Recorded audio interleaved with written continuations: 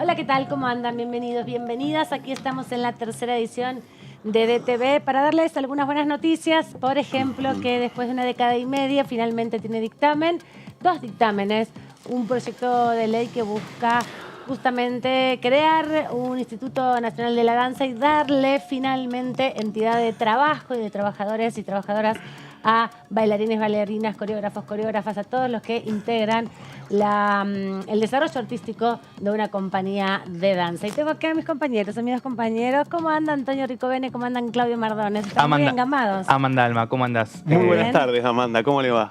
Finalmente, bueno, se dictaminó el proyecto que teníamos previsto para el día de hoy, en lo que fue, bueno, un complemento del super martes de comisiones. Estábamos a la expectativa de lo que iba a ocurrir el miércoles, a ver si había o no había sesión. Finalmente se resolvió, se acordó que no tuviéramos sesión entre los representantes de los distintos bloques. Así que, bueno, vamos a ver cuándo se puede llegar a tratar este proyecto. Todo indica que va a ser ya después del balotaje. Yo creo que sí. No nos dijo Germán Martínez que hubiera posibilidad de reunirse la semana que viene. No, estamos engamados ahora todos. Exactamente. Todos anteojos oscuros, de marco oscuro. Creo que no, que hoy hemos asistido un poco a lo que son las últimas señales antes de que la vorágine previa al balotaje se lleve por delante toda la agenda legislativa. De hecho, bueno, a diferencia de lo que ha pasado en otros momentos, ya en este momento, si comparamos otra previa electoral, no había tanta actividad legislativa, para nada. Así que... Teníamos la premisa que cuando había año electoral no había casi sesiones, así que se hacía difícil pensar en un cronograma de actividades como estas, pero finalmente nos sorprendieron los diputados, principalmente con la actividad de la Comisión de Juicio Político, que también tuvo novedades en el día de hoy, porque la oposición, principalmente los diputados Negri, el diputado López, la diputada Oliveto, presentaron un pedido para apartar al diputado Tailade como miembro de la Comisión de Juicio Político en el contexto de estas denuncias que se dieron a conocer de espionaje y escuchas y seguimientos principalmente a personalidades de la política y de la justicia que lo tienen al diputado Tailade en un diálogo mínimo con uno de los detenidos por esos procesos. Así que ahora vamos a hablar también de eso, que fue la noticia de las últimas horas respecto a este ingreso de esta nota en la presidencia de la Cámara para resolver esa situación. Pero les decíamos, un día muy importante porque trabajó mucho en ese sentido esta Cámara de Diputados y el movimiento principalmente de la danza desde hace una década y media que vienen impulsando proyectos para que se reconozca esta expresión artística con su dimensión laboral y que también el Estado se comprometa a promoverla y a financiarla. Romina del Pla, diputada nacional para la Provincia de Buenos Aires, bienvenida del Frente Izquierda, ¿cómo estás? Muy bien, muy contenta, vamos. Una buena. Una buena en el marco de tantas palias y tanto ajuste. Sí, mira, hoy la Comisión de Cultura, como ustedes venían diciendo, le dio dictamen a este proyecto que veníamos trabajando como, de algún modo, expresión de lo que estaba reclamando la comunidad de la danza, ¿no? Había 2 proyectos, uno nuestro, que juntó la firma de 20 diputados y diputadas, uno de Marisa Uceda y Lía Caliba, que también tuvieron una cantidad importante de votos. Bueno, finalmente, después de audiencia, después de informativa y demás, trabajamos en un dictamen común. Así que eso fue muy importante porque el dictamen tiene una característica, que es que no solo crea el Instituto Nacional de la Danza, sino que coloca que ese instituto tiene que tener un objetivo central en el impulso de la danza independiente. Pone la danza en general y en particular, especialmente la danza independiente, que nos parece clave porque justamente la danza es una expresión artística que está presente en todo el país, en cada rincón. El problema es que la mayor parte de la gente la hace con su propio esfuerzo, ¿no? Incluso en actividades que dan rentabilidad, pero dan rentabilidad para otros. Los festivales, esto, lo otro, en general, poco y nada es lo que cobran aquellos que desarrollan su arte. Se lo piden por amor al arte. Claro, se los piden por amor al arte, pero los que cobran las entradas se embolsan a lo loco. Entonces, justamente, que haya un reconocimiento de que danza es trabajo y que, bueno, haya un trabajo a partir del instituto en este fomento de la actividad, en esta protección, en este impulso y la posibilidad de que quienes están formándose para ser bailarinas, para ser bailarines, para ser coreógrafos, para ser iluminadores, etcétera, bueno, puedan realmente hacer eso. Y además el instituto tiene otra función que a mí me parece fundamental, que tiene que ver con no solo el registro, que también lo plasma la ley, que hace un registro de quienes integran la comunidad de la danza en todo el país. Te cuento que el Movimiento Federal en la pandemia hizo un registro parcial, muy parcial, y bueno, censaron a 15.000 integrantes. Wow. A mí me sorprendió porque cuando llegaron Marila Ruggeri y otros integrantes del Movimiento Federal de la Danza al despacho la primera vez a plantearme, mira, tenemos esta ley hace 15 años dando vuelta, necesitamos que alguien la presente de nuevo. Y empezamos a discutir el tema y le hicimos charlamos y llegamos al acuerdo de ponerle algunas correcciones. Digo, bueno, es que un universo de gente representa alguien que no tiene idea. Digo, bueno, qué sé yo, serán 600 personas, 1.000 personas. Dicen, mira, no, en un relevamiento muy parcial, muy chiquitito que tenemos, es de 15.000. Entonces, debe ser muchísimo más vasto, probablemente tengamos una sorpresa con eso. Y el otro aspecto es que la danza, como expresión artística tan importante, además no estamos muy acostumbrados a ver danza, ¿no? También importa que podamos tener el derecho al acceso a la cultura, pero la danza es una expresión artística inmaterial, que al mismo momento que se está produciendo se desvanece. Con lo cual, poder tener un registro, poder tener un archivo, poder, tratar de tener un acervo en ese sentido es fundamental, fundamental. Y además también cuando empezás lo que pudimos ver, ¿no? A partir de las informativas, es que en cada pueblo, ni siquiera en cada ciudad, en cada pueblo hay una escuelita de danza. Totalmente. Y toda la comunidad fue aprendiendo con sus maestras y maestros de danza, ¿no? Por ahí nosotros a veces focalizamos, quienes vivimos en la ciudad o en el AMBA, en territorios muy grandes, pero en pequeñas ciudades las escuelas son lugares donde también se dan las clases. Y en el conurbano, mirá, en cualquier lugar del conurbano que vayas hay una academia de danza folclórica, de danza. Miles, pero digo, te cruzás en una cuadra, una academia de danza española, de danza clásica, de danza árabe, de danza de danzas autóctonas, ahora distintos formatos que va teniendo cada vez más. El hip hop con lo cual el problema, también uno de los problemas por lo cual esta ley es necesaria, es que hay cada vez más universidades, institutos oficiales incluso, donde se puede estudiar para que salga de alguna cuestión simplemente de una enseñanza no oficial.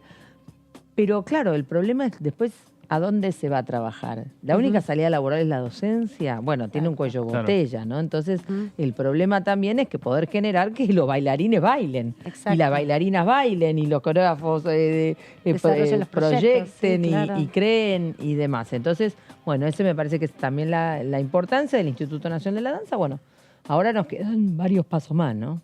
Bueno, pero se tiraron un par de pasos y ahí salió. Romina, ¿cómo viste la posición que tomó el PRO con Hernán Lombardi a la cabeza, el presidente de la comisión, respecto a ver el impacto fiscal, el gasto fiscal que podía llegar a tener esta medida? Bueno, en realidad fue una excusa.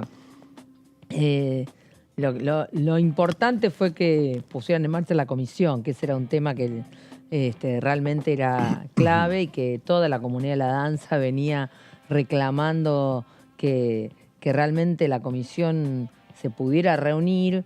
Entonces, me parece que de algún modo, Juntos por el Cambio, que es una situación, y el PRO en particular, pero todos en realidad, porque era una situación medio rara, que no podían también decir que no, el presidente de la comisión decir, no, rechazamos esto de plano, era medio absurdo, porque él mismo reconocía que era un reclamo histórico.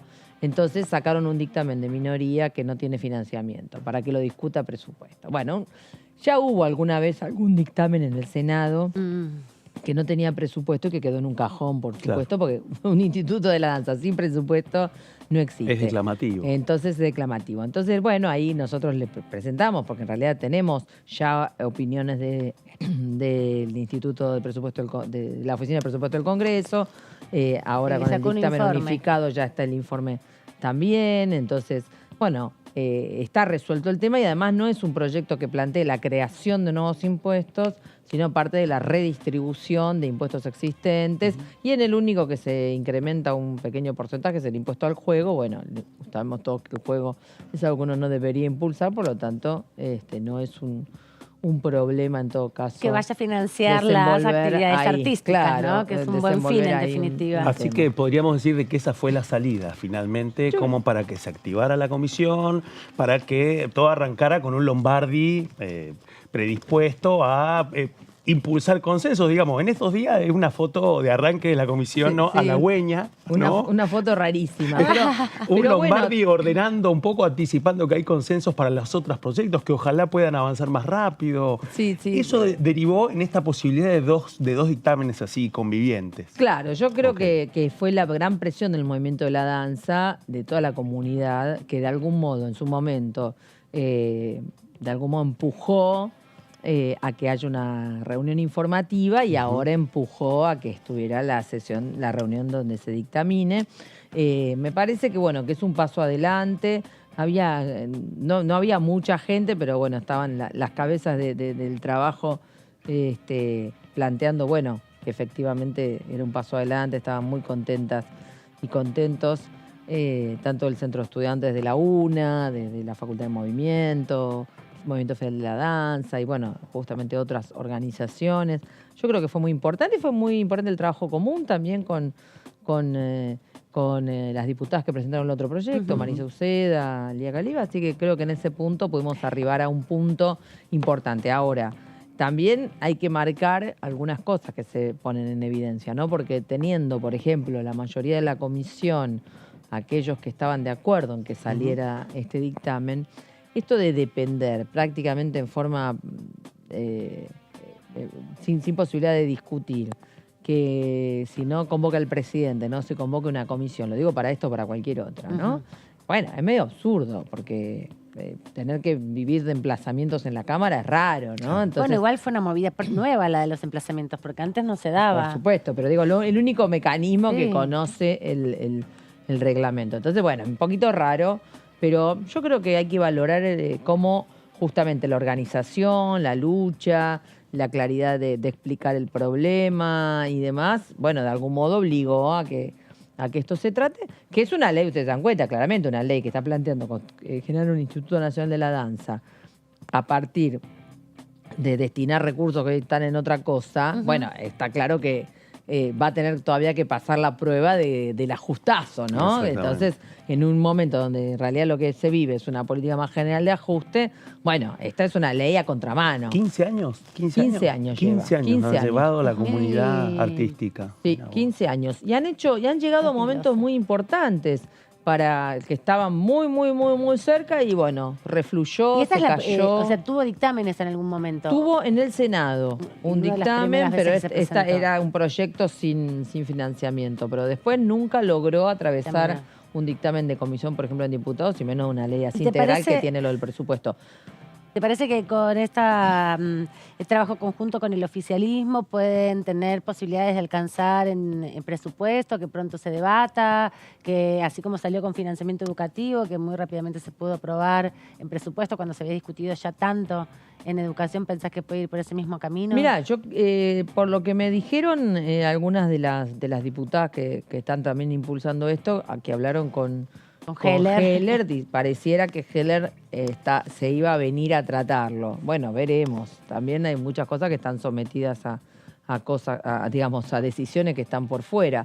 Yo creo que ahora el movimiento general de la danza, que por supuesto estaba enfocado en la Comisión de Cultura, ahora va a enfocarse en la de presupuesto y con mucho empeño van a insistirle al presidente de la comisión que se trate. Si no es porque tenga ganas, es por lo menos para librarse de la insistencia. Es un aprendizaje de 15 años, podríamos decir, ¿no? Así que están con mucho empeño las chicas, los chicos. Así que han hecho también hace poco unos festivales en Tecnópolis muy multitudinarios, muy importantes para instalar el debate de la ley, así que mucho movimiento.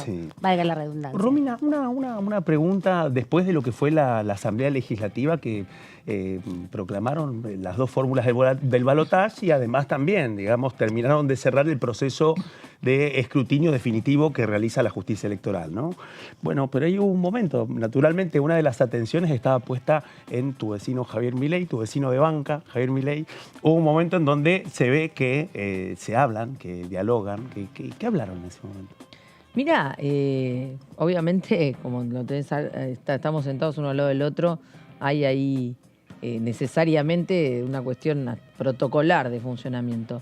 Pero el debate tuvo que ver sobre la importancia de la ley del valor. Fue un debate de chicanas de alto nivel sobre economía. Teoría económica. Porque no sé si ustedes recuerdan que en algún momento, intentando ver si gana algún voto, dijo que también podía convocar a los mejores en ciertas áreas y mencionó a la izquierda. Sí, para el capital humano, porque eran los mejores, los que más sabían de capital humano. Rechazamos de plano cualquier convocatoria, pero él ahí dijo que, bueno, que qué le importa, qué opina la gente sobre la ley del valor, si es el que tiene más expertise sobre algo. Entonces, bueno, en esa situación me hizo un comentario sobre cómo lo criticaron por eso.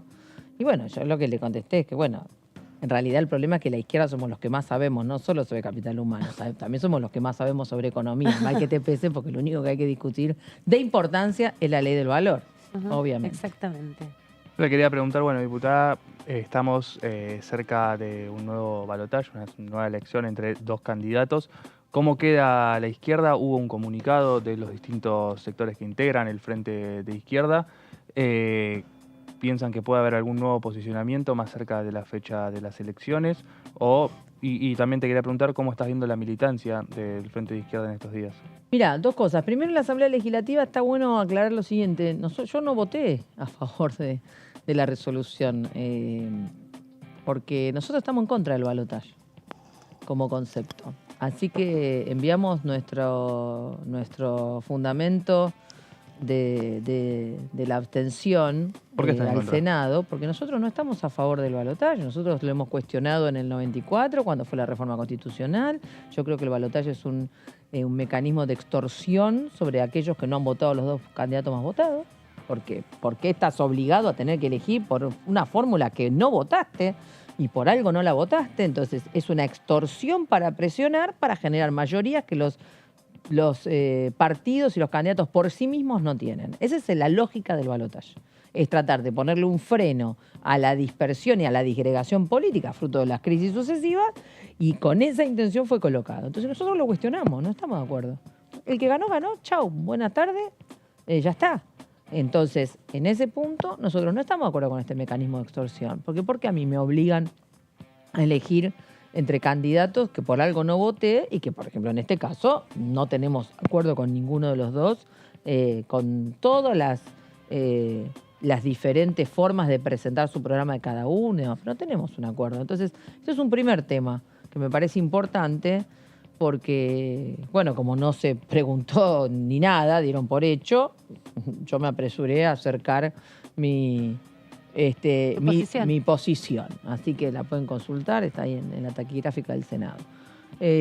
Segundo tema, nosotros tuvimos un debate el sábado pasado de Partido Obrero, hicimos una conferencia nacional, luego de plenarios que hubo en todo el país del Partido Obrero, y en esa conferencia llegamos a dos conclusiones. Por un lado, bueno, analizamos fuertemente esta situación del balotaje, ratificamos esta posición que te estoy comentando, y en segundo lugar, llegamos a la conclusión de que nosotros no podemos apoyar ni política ni electoralmente ni a Milei, a quien combatimos desde el minuto cero que apareció, desmontando sus programas, alertando sobre lo que realmente hay detrás de sus planteos, de sus espejitos de color, detrás de la dolarización hay una mega devaluación, un abaratamiento de la mano de obra y de las jubilaciones brutal.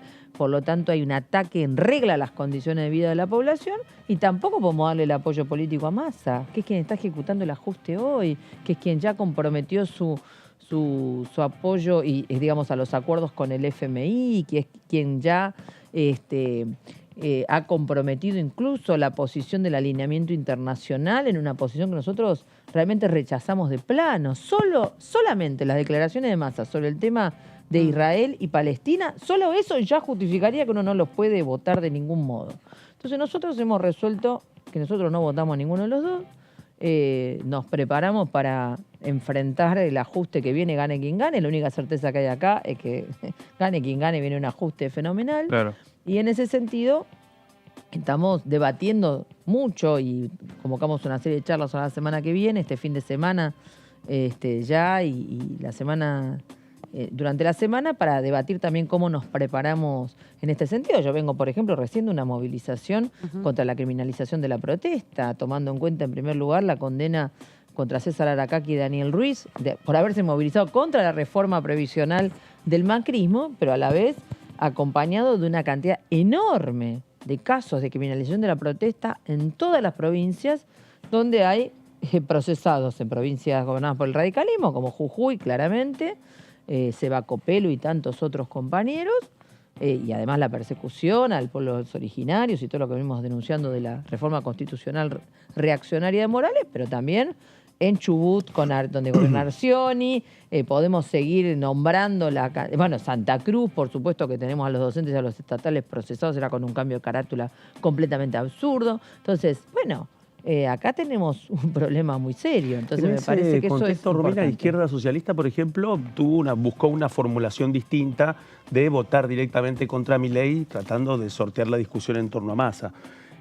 ¿Cuál es su posición respecto a eso? ¿Su opinión respecto a lo que hace la la socialista? comparto. Creo que justamente hay distintas posiciones del Frente de Izquierda, porque está la posición de los compañeros de izquierda socialista, que tienen esta idea en medio del mal menor, que a nosotros nos parece que no es correcta porque venimos además de un ataque muy serio en la provincia de Buenos Aires a los docentes, de ciertas cosas que Massa ha declarado, a quien lo quiera escuchar, que va a imponer el presentismo a los docentes. Bueno, más ataque, en lugar de ver cómo se resuelven los problemas que los mismos gobiernos han generado, no se consigue. Entonces, la verdad que creo que la posición de los compañeros es equivocada, pero bueno, como todas las posiciones son respetables, claro. Y nosotros no vamos a tampoco a polemizar con los compañeros que pensando en la idea del mal menor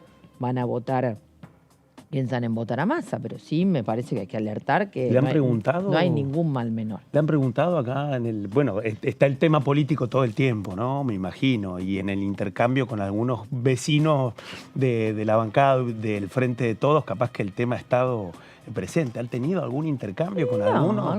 De forma directa no. Hubo algún comentario en la Asamblea Legislativa, creo que vino alguno de los que hacen siempre chistes, nos van a votar o no, pero no pasó de una situación porque saben, aparte que es un tema muy delicado y que es muy delicado porque cualquiera se da cuenta que tenemos posiciones muy diferentes, ¿no? Entonces, nosotros no podemos, un voto, porque hubo un debate, por supuesto, se imaginan que en esta conferencia nacional debatimos un montón, en los plenarios se debatió un montón. Y además porque no es que tomamos una posición a la ligera, ¿no? Sino que tuvimos mucho debate de, cómo salíamos mejor parados para lo que se viene, ¿no? Y una de las conclusiones también es que no se puede escindir el voto del apoyo político. Porque por más que alguien diga me tapo la nariz y lo voto a Massa, sí, pero después Massa, o quien fuera, no importa, en esa situación, va a utilizar los votos para decir, acá tengo una bala a mi política. Y entonces va a usar esos votos para decir, he armado este elenco político, este cuerpo político de apoyos en votos y de alianzas, porque la unidad nacional que está planteando es aliarse con Gerardo Morales para seguir saqueando el litio, es aliarse con aquellos que están en todo este negocio de las megamineras y demás, por lo tanto es muy negativo. Entonces, nosotros no podemos sostener, nosotros como militantes del Partido Obrero, digamos, después el votante del Frente Izquierda y demás verá, nosotros los vamos a llamar a que se organice, ¿no? Me parece que esa es la cuestión clave. Y me imagino que lo deben haber debatido, ¿cuáles eran las dos posturas o las principales posturas de esos debates? Porque yo me imagino, conociéndote a vos y a varios de tus compañeros y también del Frente de Izquierda, que cuando escuchan a Villarruel negar los 30.000 desaparecidos, cuando escuchan a los representantes de La Libertad Avanza comparar a los miembros del colectivo LGBT con mocosos, con rengos, con sordos, me imagino que no les debe causar nada de gracia. Y también veo que son dirigentes que tienen a la militancia como una herramienta para la transformación, para avanzar en distintos procesos. ¿No les da, no ven un riesgo muy fuerte en que sea Milei, en que sean esas ideas las que conduzcan el país? Sí, el riesgo está, pero ahora hay un problema que es el siguiente.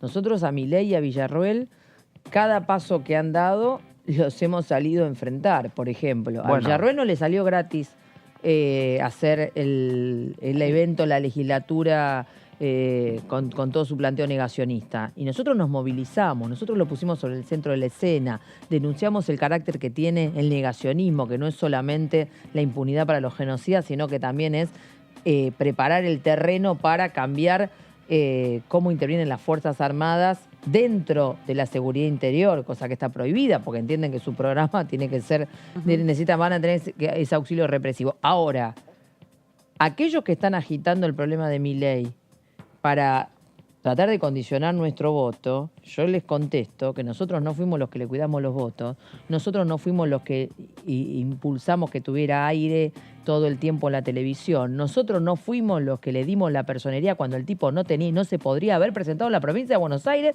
si no le hubieran dado la personería. Personas que hasta la semana anterior a darle la personería a Milei, en la provincia de Buenos Aires eran funcionarios de Kicillof. Entonces, cuando el peronismo le cuida los votos, cuando crearon el monstruo, porque en un cálculo político le sirvió, después cuando el monstruo se convierte en incontrolable, no pretendan acusar a los que lo combatimos desde el minuto cero. Fíjense lo que cada uno ha hecho. Entonces, los que han coexistido no nos pueden acusar a nosotros de alguna responsabilidad en relación a Milei, porque el monstruo los votos en las PASO y demás, se los cuidó el peronismo. No fuimos nosotros. Entonces, ese problema también es importante, porque el peligro lo tenemos todos y lo sufrimos todos, pero nosotros tenemos claro que lo vamos a salir a enfrentar, no vamos a coexistir con él. Y cuando ocurrió esto, por ejemplo, con Villarruel, el peronismo no se quiso movilizar. Bueno, cada uno sabe lo que hace. Romina, ¿no cree que este debate que ha sido parte de una instancia plenaria de uno de los socios del FIT, una cuestión es la discusión de las dirigencias y de las direcciones, y la otra pregunta es qué va a pasar con sus votantes? Si crees que esta situación de no votar a ninguno de los dos protagonistas del balotaje, y especialmente en una polarización con la ultraderecha, eso no los puede perjudicar electoralmente en el futuro. Mira, yo creo que hay de todas las posiciones. Nosotros, así como nos hemos encontrado con compañeros simpatizantes que dicen, bueno, pero el mal menor, esta preocupación, también nos hemos encontrado con muchos que dicen, bueno, no, la verdad que si ustedes abandonaban su independencia política y terminaban acompañando justamente a Massa, un hombre de la embajada norteamericana, alguno que dice lo más tranquilo que revienten al pueblo palestino, porque que viva el derecho a autodefensa de Israel. Si ustedes hacían eso, perdíamos el último vestigio que queda de independencia política. Entonces, nos hemos encontrado en el votante del Frente de Izquierda y demás, de todas las posiciones, y más mayoritariamente esta, ¿no? Por eso lo nuestro fue un debate colectivo profundo de toda la militancia. No lo debatimos ni resolvimos en la dirección. Hubo plenarios, con delegados, con votación, con conferencia. Esto me parece que fue muy importante. ¿Hubo alguna moción así dentro del plenario de respaldar al candidato de Unión por la Patria? Hubo algunos planteamientos, no directamente, sino esta preocupación, bueno, cómo hacemos en los frentes donde hay algunos debates más profundos en ciertos lugares, que aparece una idea de un condicionamiento mayor, pero bueno, la enorme mayoría aprobó esta orientación. Así que creo que fue muy sano para el Partido Obrero este debate, y creo que nos homogeneizó. Aparte, el debate nos ayuda también a entre todos a ver todo lo que hay, ¿no? Todo, claro, por supuesto, a construir posición. Está muy bien esa. ¿Cuál es la diferencia? Tal vez no recuerdo bien, pero en 2015 habían llamado a votar en blanco. Ahora no están hablando de un voto en blanco. No estamos hablando de una campaña por el voto en blanco, porque entendemos que bueno que hay gente que está pensando en el voto justamente al candidato de Unión por la Patria en esta idea de la polarización con la idea de un candidato ultraderecha, con lo cual, digamos, no queremos entrar en una confrontación con ese planteo, sino que nos parece que es un momento para una explicación, para sacar conclusiones, porque no importa incluso si digamos, compañeros de distintos lugares de trabajo resuelvan alguna votación de este estilo, está claro que como los efectos del ajuste los vamos a sufrir todos, en forma inmediata vamos a tener que salir todos a la calle, así que nos parece que eso es clave. Y tal vez no en la militancia, ya terminó, pero sí capaz en mucha de la gente que los votó, ¿no ven una fuga de votos hacia Milei también? Mira, no en esta instancia. Está claro que en algunos barrios, en algún lugar, hay siempre compañeros, no compañeros de militancia nuestros, pero sí hijos, vecinos. De hecho, nosotros nos hemos dado una política de charlas en la juventud barrial, en el Polo Obrero, explicando y desmontando el programa de Milei. Con lo cual, bueno, en muchos lugares hemos logrado una clarificación importante y una evolución de eso. Después, bueno, por supuesto que hay una votación importante en muchos lugares, ¿no? No deja de sorprenderse que haya docentes, por ejemplo, que algunos terminan votando a Milei. Bueno, es un contrasentido completo, pero bueno, ¿qué vas a hacer? Te quería preguntar, volviendo un poquito a la agenda parlamentaria, hablabas de educación, de las docentes, estaban discutiendo el financiamiento educativo. Tiene dictamen, todo está suspendido hasta el 19 de noviembre, obviamente, porque va a determinar mucho, aunque haya extensión de ordinarias hasta el 9 de diciembre. Bueno, obvio, es una pregunta como con final abierto. ¿Pensás que se va a poder discutir el financiamiento educativo después del 19? Bueno, si gana Massa, por ahí sí, si pierde Massa. Creo que va a depender mucho del balotaje, ¿no? Eso, el presupuesto, todo, creo que va a depender mucho de qué pase. Pero sí me parecen dos cosas. Por un lado, el financiamiento hay que tomarlo con pinzas. ¿Por qué? Porque yo fui muy crítica, ¿no? Íbamos a presentar nuestro dictamen independiente. El problema es que no nos aceptaron el formato, con lo cual, porque no era una ley alternativa, porque no estamos de acuerdo tampoco en ese criterio, con lo cual, bueno, terminé teniendo que firmar como disidencia parcial, pero no era lo que yo quería hacer, quería presentarlo independiente y después, bueno, ver que finalmente cómo cerrábamos lo del voto, también en función de las modificaciones que le fueran haciendo, porque a priori uno no podría estar en contra del aumento del presupuesto educativo, claro, lógico, pero el problema es todo lo que tiene en el medio. El primer problema es que lo cumplan, porque la ley del 6% la cumplieron solo 2 años de todos los años que estuvo en vigencia. Entre varios de los objetivos que se plantean hay cosas que son muy cuestionables, como la generalización de la quinta hora, bueno, que no se discute claramente el salario docente, porque se habla del genérico, de la paritaria, y entonces nosotros hicimos críticas muy fuertes sobre el tema. ¿Cuál es el verdadero Estado? ¿Por qué se llega hasta de financiamiento? ¿Qué ha pasado estos 40 años? ¿Por qué esa política de financiamiento permanente de todos los gobiernos que han, digamos, agudizado la herencia de la dictadura, le dejan el terreno abierto a planteos como los de Milei? Porque lo de Milei no sale de un repollo, sale de que también la gente le presta la oreja porque ve que la educación pública está derruida en muchos casos. Entonces, todo eso es responsabilidad de los gobiernos, que después vengan y digan, ah, el financiamiento, qué bien, qué importante, qué importante. Y hay cosas que suenan graciosas. Pasaron los del CIN, los de las universidades, digamos, el Consejo Interuniversitario Nacional, y yo les hice una pregunta, que por supuesto no me contestaron los del CIN.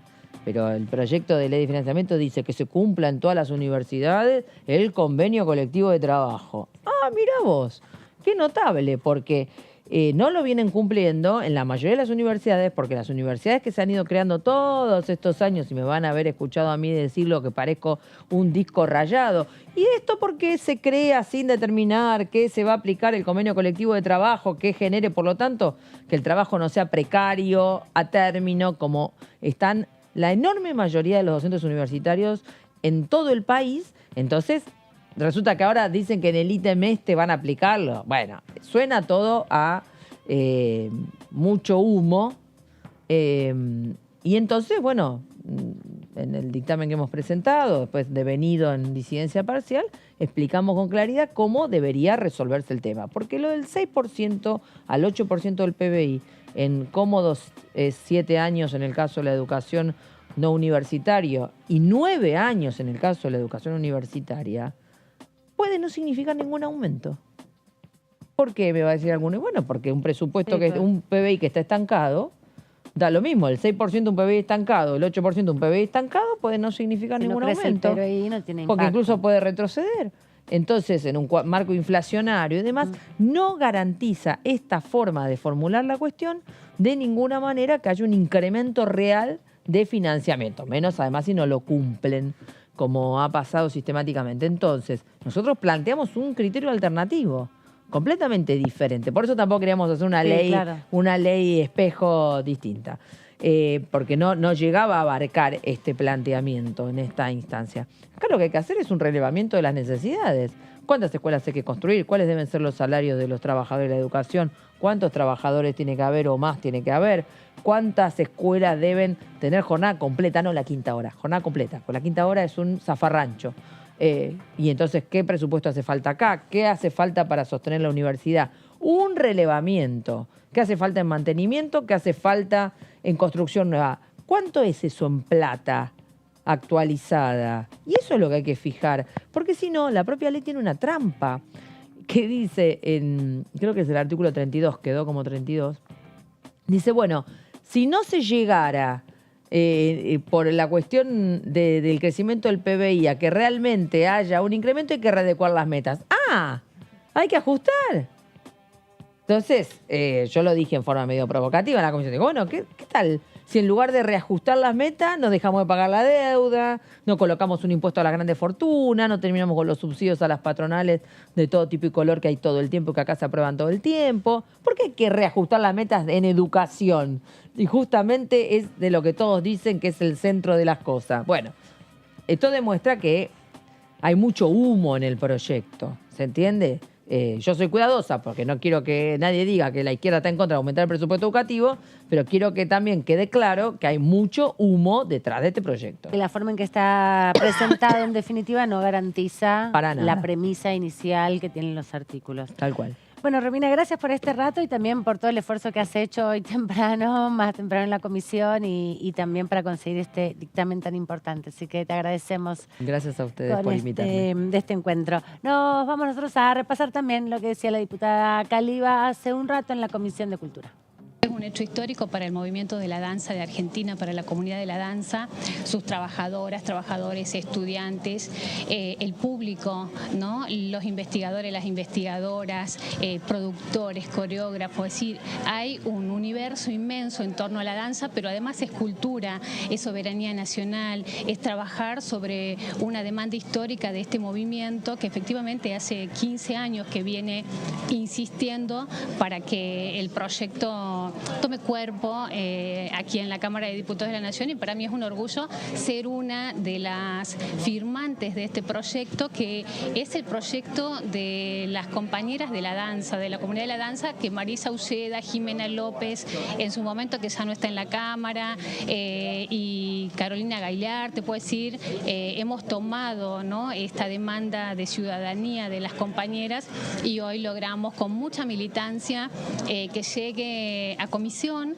La verdad que quiero destacar el rol que jugó el presidente de la comisión, Hernán Lombardi, por supuesto Gisela Marciota, también nuestra compañera, que son las autoridades de la comisión, y el diálogo precioso, te diría yo, que hemos logrado con Romina del Pla, que es la otra autora, y que hemos logrado unificar las iniciativas, unificar proyectos, y que hoy tengamos un texto unificado que es el que aquí se va a aprobar. Pero además vamos a aprobar muchos otros proyectos de declaración de resolución, y creo que de ley no va a ser el único, el de danza, que vamos a poder estar trabajando hoy. Así que en un año tan duro, ¿no?, con tanto conflicto, con tanto debate político muy duro en muchos momentos, que nosotros podamos estar a pocos días de haberse celebrado el Día Nacional de la Danza en Argentina, dando dictamen a este proyecto, nos llena de orgullo y de amor. La otra autora del proyecto que se discutió y se sintetizó en una única iniciativa, en un único dictamen. Lo hablábamos recién con Romina del Pla. También la diputada Caliba de la provincia de Salta al Frente de Todos, una de las diputadas que deja también el recinto el próximo 10 de diciembre, del 9 de diciembre. ¿Nos vas a contar, Antonio, del proyecto, los puntos destacados? Así es, Amanda. ¿Te vas a tirar unos pasos para sintetizar esta coreo? Después de 15 años de planteos de la comunidad artística. Sí. Sí, ¿no? Sí, no voy a estropear semejante festejo para la comunidad con algún baile mío, se imaginarán. Por favor, ahora más que nunca. Bueno, la Comisión de Cultura, decíamos, de esta Cámara dictaminó el proyecto de ley de creación del Instituto Nacional de la Danza, un reclamo histórico de la comunidad, y también la importancia, lo que destacábamos recién en la conversación con la diputada del Pla, porque fue un dictamen unificado entre las iniciativas que impulsaba justamente Romina del Pla, que estuvo recién, y Marisa Uceda. Bueno, Juntos por el Cambio, por su parte, presentó un dictamen de minoría en el cual proponen lo mismo, la misma creación, pero difieren en cuanto a los costos fiscales que requiere la creación de este Instituto Nacional de Danza, así que van a llevar el debate a la Comisión de Presupuesto a ver si pueden de alguna forma lograr imponerlo. Todo parece decir que no sería eso lo que ocurra. Esta iniciativa, bueno, principalmente, como le dice su nombre, establece la creación de un Instituto Nacional de la Danza con la conformación de un directorio con representación de las provincias y financiamiento de ese directorio por parte del Estado Nacional y por parte de las provincias. Además del fomento para espacios de la danza, becas y una red federal de espectáculos escénicos y educativos de la danza, dándole lugar, como decía recién la diputada, a la danza como una expresión artística efímera que mientras se está generando, a la vez se está desvaneciendo, ¿no es cierto? Porque es no material. Y también muy lindo porque da la posibilidad del reconocimiento como trabajadores y trabajadoras de la cultura, ¿no? Sí. Que es lo más difícil de poder transmitir a la hora de movilizar una gran compañía.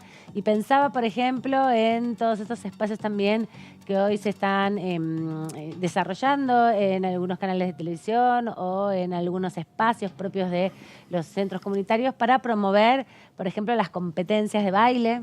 Recuerdo de haber ido más de una vez a Gualeguaychú, por ejemplo, donde para la fiesta de la Marcha del Orgullo se hace un acto y van las distintas compañías de baile de la ciudad y hacen una suerte de batalla de baile y bueno, es muy hermoso ver ahí a las juventudes disfrutando de esas actividades en vez de estar haciendo otro tipo de peleas, ¿no? Que sea a través del baile, que puedan intercambiar sus emociones y no con acciones por ahí que desgastan la energía de una manera más violenta.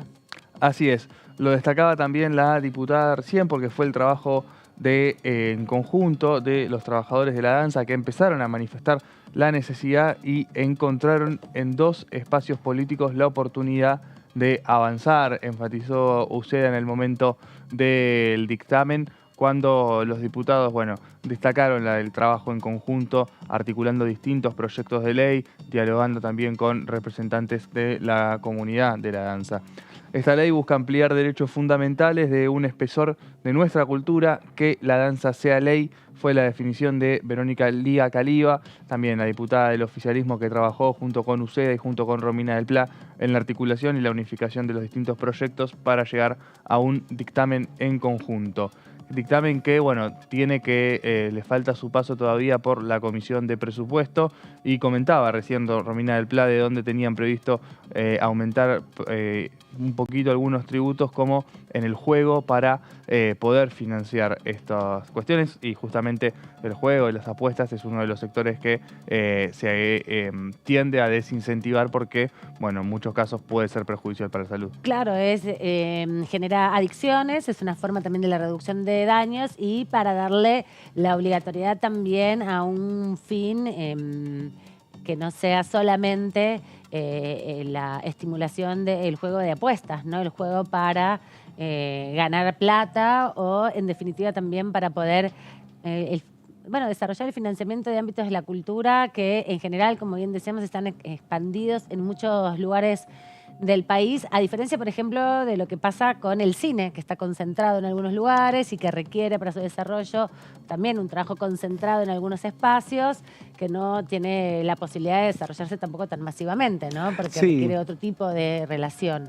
Creo que si viene la discusión en la Comisión de Presupuesto, como nos comentaba Del Pla, como nos anticipa Antonio, quizás empiezan a surgir otras experiencias de otros institutos, ¿no? Porque en el caso específico del Instituto del Cine, estamos hablando de un organismo autárquico que se autofinancia, o sea que además, a partir de lo que tiene que ver con parte de la distribución de los impuestos, pero también con los que están directamente vinculados a la industria cinematográfica. Así que ahí hay un elemento interesante a tener presente, porque lo digo porque el hecho de que la bancada del PRO y la bancada de Juntos por el Cambio haya buscado un dictamen alternativo, precisamente planteando el instituto sin presupuesto, bueno, me parece a mí que es el anticipo, creo que es directamente proporcional a lo que haga la comunidad artística también, ¿no? Exactamente. De insistir, pero parece que ahí se abriría una ventana para discutir la parte, digamos, más dura, que en realidad la parte más dura creo que es esta, pero la parte en términos financieros, me parece que ahí hay algunos elementos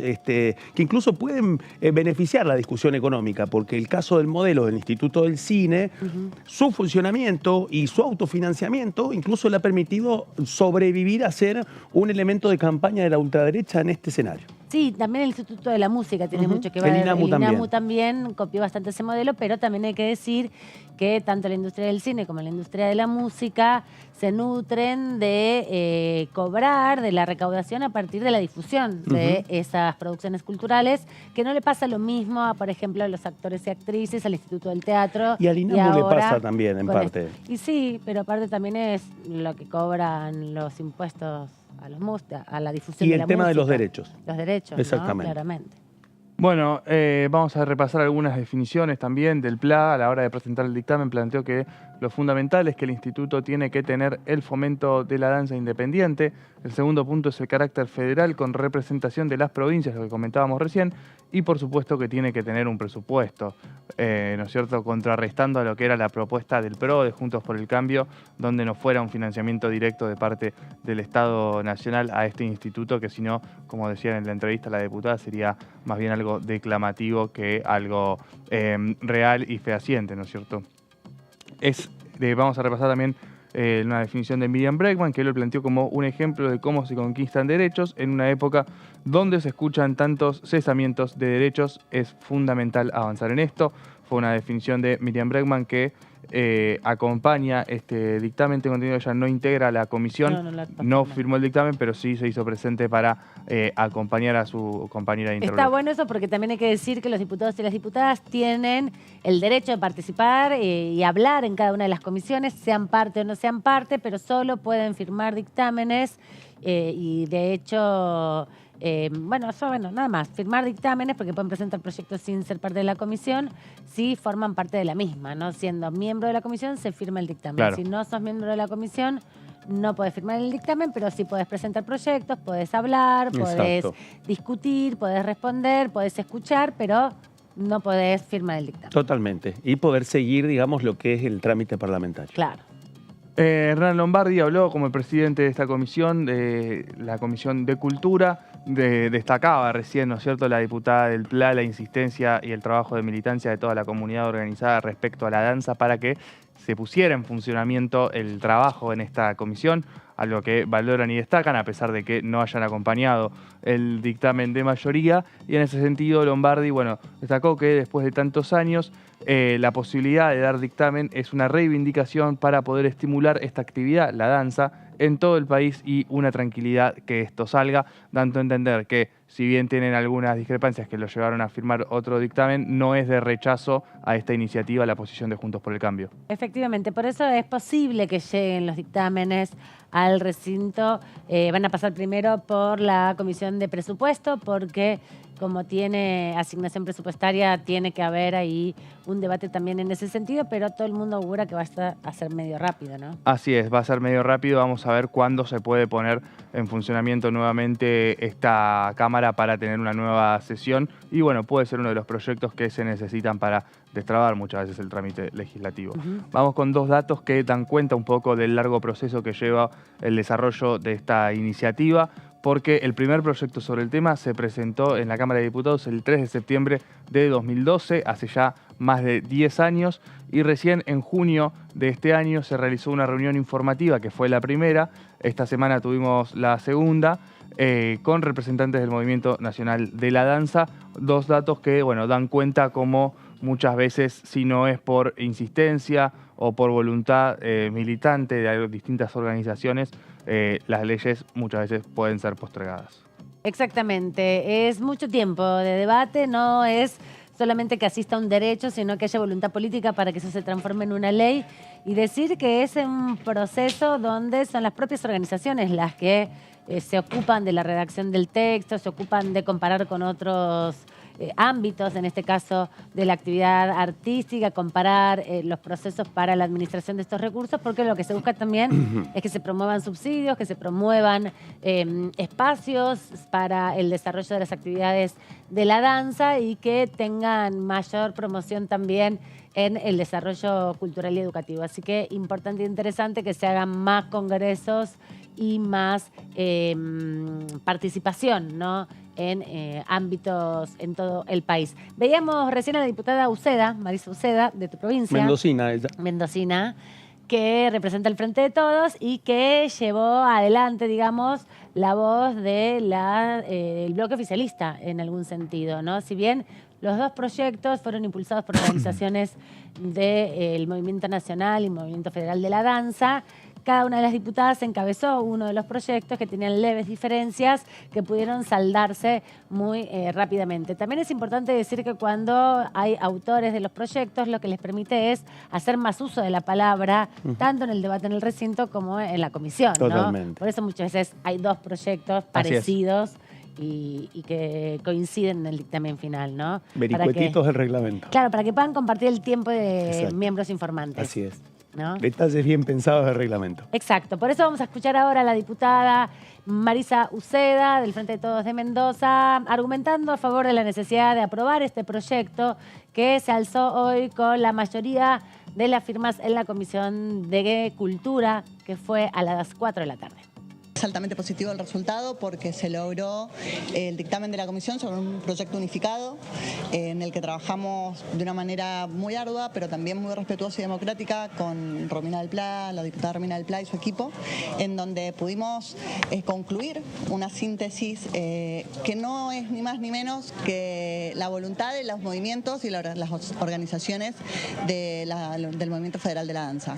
Creo que eso es el valor extra que tiene este proyecto. Primero, que es la respuesta a 15 años de lucha de los trabajadores y trabajadoras de la danza, y después que demuestra que se puede trabajar de manera respetuosa, democrática y en consensos cuando lo que está por resolverse es un interés superior, como el derecho de todas las personas que componen este colectivo. Primero, porque es importante que el Estado esté en todas las actividades que representan un desarrollo y un sentimiento tan fuerte como es la danza como expresión artística, pero también como trabajo, ¿sí? Vamos, yo soy de las que creen que el Estado tiene que estar presente. Cuando el Estado no está presente, quien regula es el mercado, y ahí las inequidades no se pueden resolver. Entonces, que el Estado se vuelva garante de la promoción de la danza, de su estímulo, de poder lograr que a cada rincón, de cada pueblo, de este hermoso pero extenso país, haya la posibilidad de que los trabajadores y las trabajadoras de la danza se vean representados dentro de un instituto, para nosotros es fundamental. Porque lo decía en la comisión, digo, los que venimos de las provincias sabemos que nuestras tradiciones se representan fundamentalmente en la danza, que son parte esencial del desarrollo cultural de nuestras provincias, de nuestros pueblos, de nuestros municipios, y era de las artes que no tenían la representación dentro del Estado Nacional. Sí lo tiene el teatro, sí lo tiene la música, la danza no podía quedar afuera de no solo la participación del Estado, sino del reconocimiento del Estado de esta disciplina como trabajo, pero además de la obligación que tiene el Estado de desarrollar todo lo que tenga que ver con los derechos culturales, porque no son ni más ni menos que derechos humanos, y como parte de la comunidad internacional debemos cumplir con la normativa que nos exige el desarrollo también de estos derechos. Bueno, un momento importante. Esperemos que se traduzca prontamente en la Comisión de Presupuesto. Muchos años de trabajo, no solamente los 15 años que llevó llegar a este dictamen, sino toda la construcción para que la sociedad comprenda que el baile es una disciplina artística fundamental de la identidad nacional. ¿No? De hecho, hay no solamente ritmos musicales en su expresión musical, sino también en la danza, que son reconocidos como el chamamé como patrimonio de la cultura de la Argentina. Totalmente. De hecho, Lombardi, cuando arranca la comisión, también dijo otra cosa que sorprendió a varios, porque dijo, bueno, están los acuerdos también para la ley de patrimonio inmaterial. Sí. Y varios se sorprendían, así diciendo, ¿qué nivel de acuerdo? ¿Qué nivel de acuerdo en este momento, no? Digamos, ¿cómo estamos hoy? Eso es un tema que surgió. Sí, creo que está bueno repasar también que muchas veces cuando estamos cubriendo una sesión en la etapa en donde vienen las declaraciones y también declarar de interés, muchos de esas declaraciones están vinculadas con cuestiones vinculadas a la danza. Así que eso es otra muestra más de todos los esfuerzos que hace la comunidad artística, la comunidad de la danza, por fuera de esta otra dinámica de otro tipo de lobby que han podido llevar durante 3 lustros para poder llegar a este dictamen que termina de consensuarse ya sobre el filo del segundo balotaje de la historia de la recuperación democrática argentina. Todo un dato también que muestra en qué momento se catalizan y las desigualdades también de esos lobbies, ¿no? Porque 15 años estamos hablando del esfuerzo de la comunidad artística para poder llegar a un dictamen así.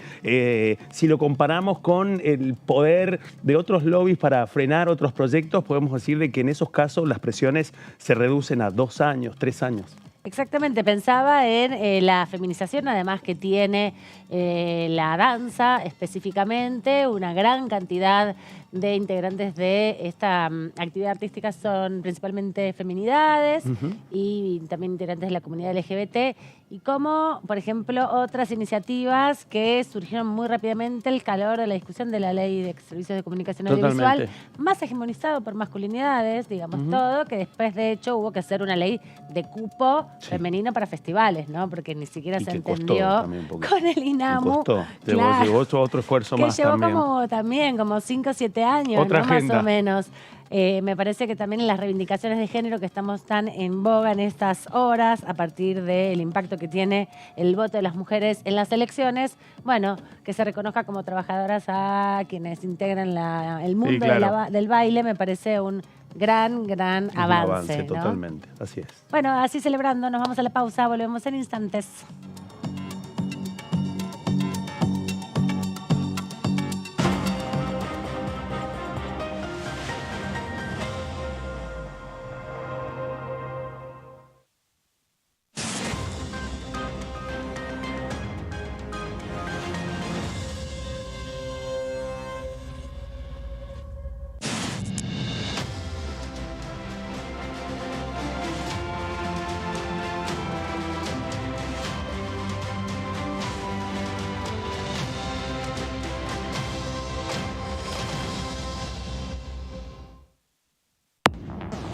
Hola, ¿cómo les va? Muy bienvenidos a una nueva edición de Ecoagenda.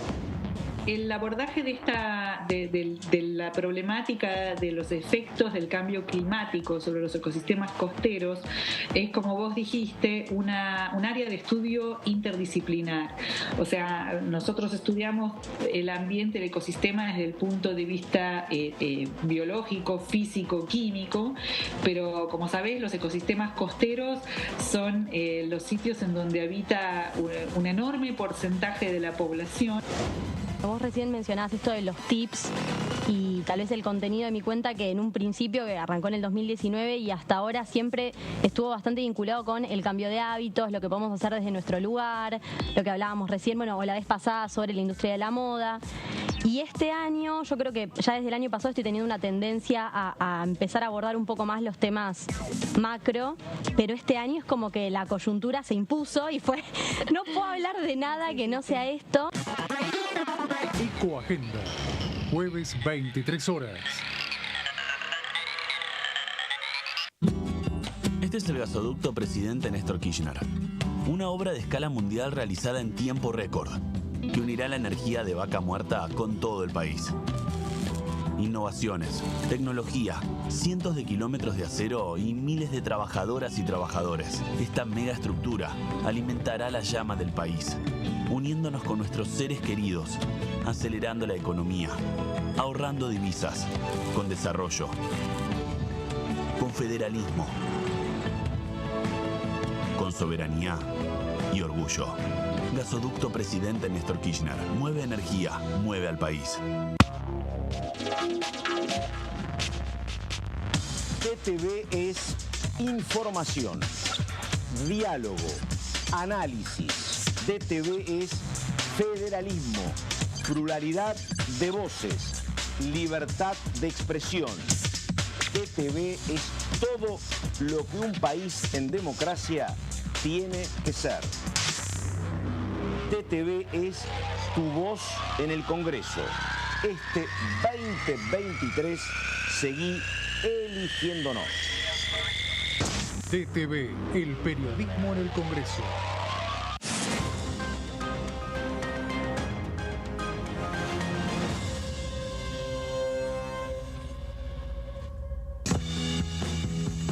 Yo creo dulzura.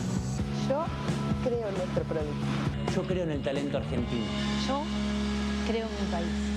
CREAR es un programa del Ministerio de Economía para aumentar el crédito productivo de las empresas nacionales, con el objetivo de generar más valor agregado a nuestros productos y nuevos puestos de trabajo. Yo elijo crear.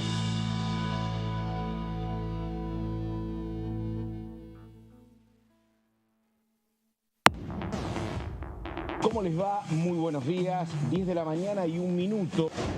Me parece que el tema de haber buscado esta medida intermedia de los 6 meses de actualización es positiva, ¿no? Es positiva porque también hay que entender que nosotros necesitamos darle una cierta protección a los inquilinos, desde nuestro espacio al menos lo vemos así, porque siempre consideramos que la relación de los alquileres es una relación asimétrica entre quien es propietario y quien es inquilino. Ustedes saben que en la primera etapa las universidades que se crean no tienen presupuesto asignado porque solamente no comienzan a funcionar, digamos, tienen que elaborar sus estatutos, su proyecto institucional, definir su oferta académica. Concluido ese momento sale la resolución de puesta en marcha a partir de que se evalúa en la CONIAU y en el Ministerio la propuesta presentada por el rector organizador, que lo designa el Poder Ejecutivo Nacional, y a partir de ahí comienza la puesta en marcha y entonces ahí sí se le asigna presupuesto. DTV, primera mañana, de lunes a viernes. Aumentamos de 4.000 a 18.000 pesos el tope de reintegro del 15% en compras realizadas con tarjeta de débito para personas jubiladas o que perciban una pensión por fallecimiento. Primero la gente. AFIP. Argentina Presidencia.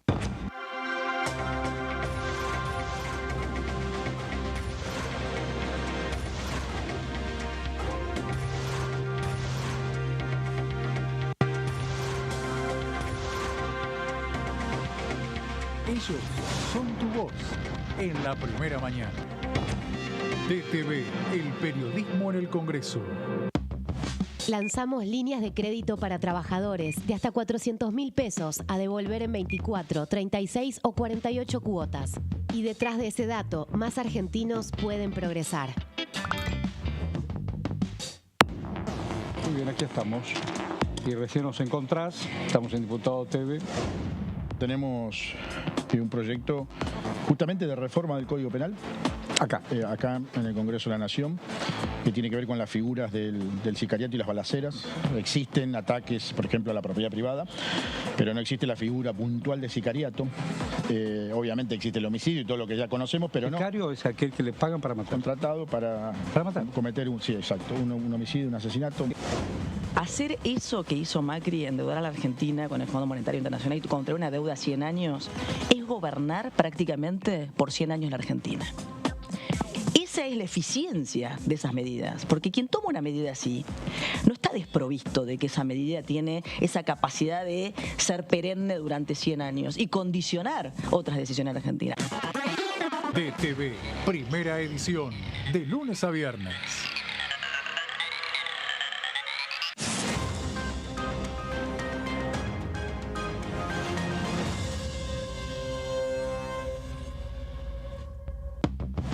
Reforzamos los ingresos a más de 2.400.000 titulares de la tarjeta alimentar. Y detrás de ese dato, cuidamos a quienes más lo necesitan.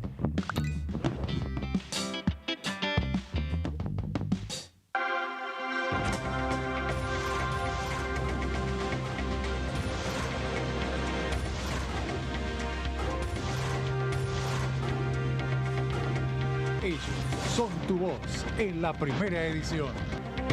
DTV, el periodismo en el Congreso.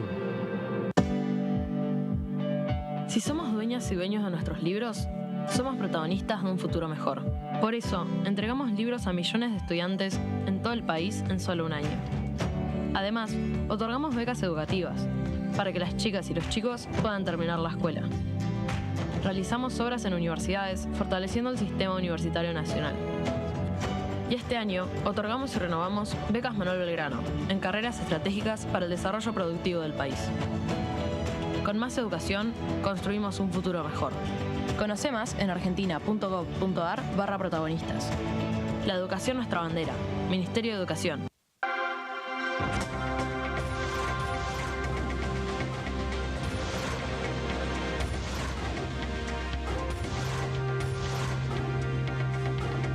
Ellos son tu voz en la primera edición.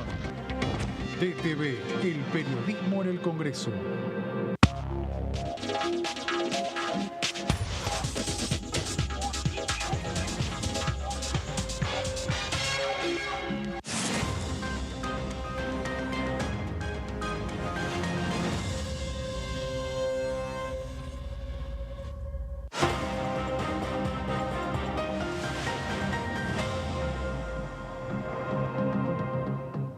Seguimos aquí en la tercera edición de DTV para compartir con ustedes la información parlamentaria y la información política de las últimas horas aquí en el Congreso de la Nación. Está avanzando en el Senado de la Nación una serie de iniciativas, entre ellas la que busca darle compatibilidad a el certificado único de discapacidad y el empleo, algo que por resolución ahora Argentina Inclusiva. Argentina Inclusiva se ha compatibilizado, pero se le está dando carácter de ley, ¿no? Hoy tuvo dictamen, si no recuerdo mal. Así es, una iniciativa que, bueno, se empezó a trabajar en esta Cámara, en las últimas sesiones recibió media sanción y el Senado también ya trabaja para poder convertir en ley uno de los proyectos que también, como repasamos en el bloque anterior, lo que tenía que ver con la creación del Instituto de Danza, tiene que ver también con un reclamo histórico de la comunidad. Exactamente. De eso vamos a hablar en un ratito porque ya nos está escuchando nuestra segunda invitada del día de hoy. La presentamos de esta manera.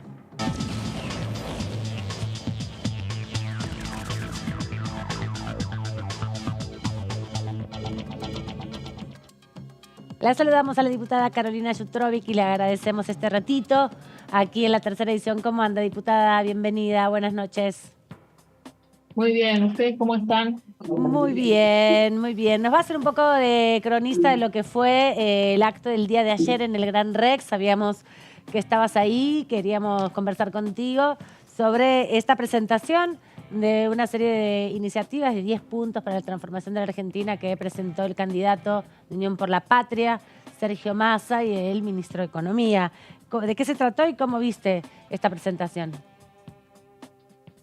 Bueno, me pareció una presentación muy atinada, ¿no? En el marco de esta contienda electoral, de este balotaje que falta poquitos días, donde de manera realmente seria y equilibrada nuestro candidato a presidente Sergio Massa presenta una perspectiva o lo que él considera o lo que se está proponiendo a las sociedades de Unión por la Patria como 10 políticas públicas a darle sostenibilidad en el tiempo por 20 años, a pensar la Argentina de esos próximos 20 años en base a estos ejes, ¿no? El trabajo y la producción, la cuestión de la justicia y la seguridad, fueron sus ejes, cómo describió cómo sería su visión de lo que es el desarrollo humano, la igualdad de oportunidades, habló del tema del cambio climático, ¿no? De poner en agenda la cuestión del ambiente. Eso es un tema que ya estaba incluso en la agenda global y que Argentina es parte de los convenios internacionales, pero bueno, todas esas políticas necesitan ser miradas con mayor atención y por supuesto con mayor presupuesto, definir, digamos, los lineamientos de una política exterior. Bueno, creo que presentó, por supuesto, el centro en el trabajo y la producción, el tema del federalismo, ¿no? Así que bueno, hubo lineamientos respecto también a la educación, al desarrollo de la ciencia y la tecnología, así que bueno, creo que los ejes realmente pasaron por los temas centrales que la Argentina necesita para realmente despegar o desarrollarse, digamos, como país a lo largo y a lo ancho, ¿no? Diputada, ¿cómo le va? Claudio Mardones le saluda. Buenas noches. Bueno, diputada, venimos ya en esta semana que ha habido una agenda muy intensa de comisiones y han empezado a surgir una serie de dictámenes. La pregunta es, en vísperas de lo que es el balotaje y el escenario que va a delinear el balotaje, ¿cómo están pensando el trabajo legislativo en el bloque después? Especialmente ahora que se conoció que el periodo de ordinaria se extendió hasta el 9 de diciembre, así que eso cambia un poco, pero me imagino ya debe estar pasando dentro del bloque que empiezan a surgir algunas prioridades por fuera del presupuesto.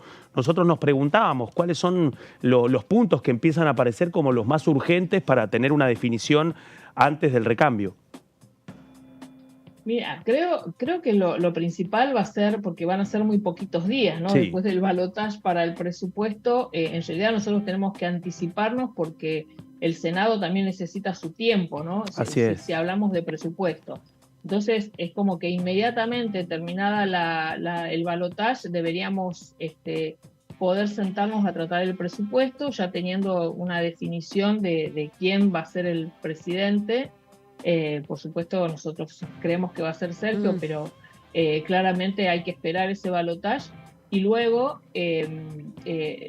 darle rápido tratamiento. Creo que el presupuesto es una prioridad, ¿no? Me parece que siempre se plantea esto como una ley de leyes para el siguiente periodo.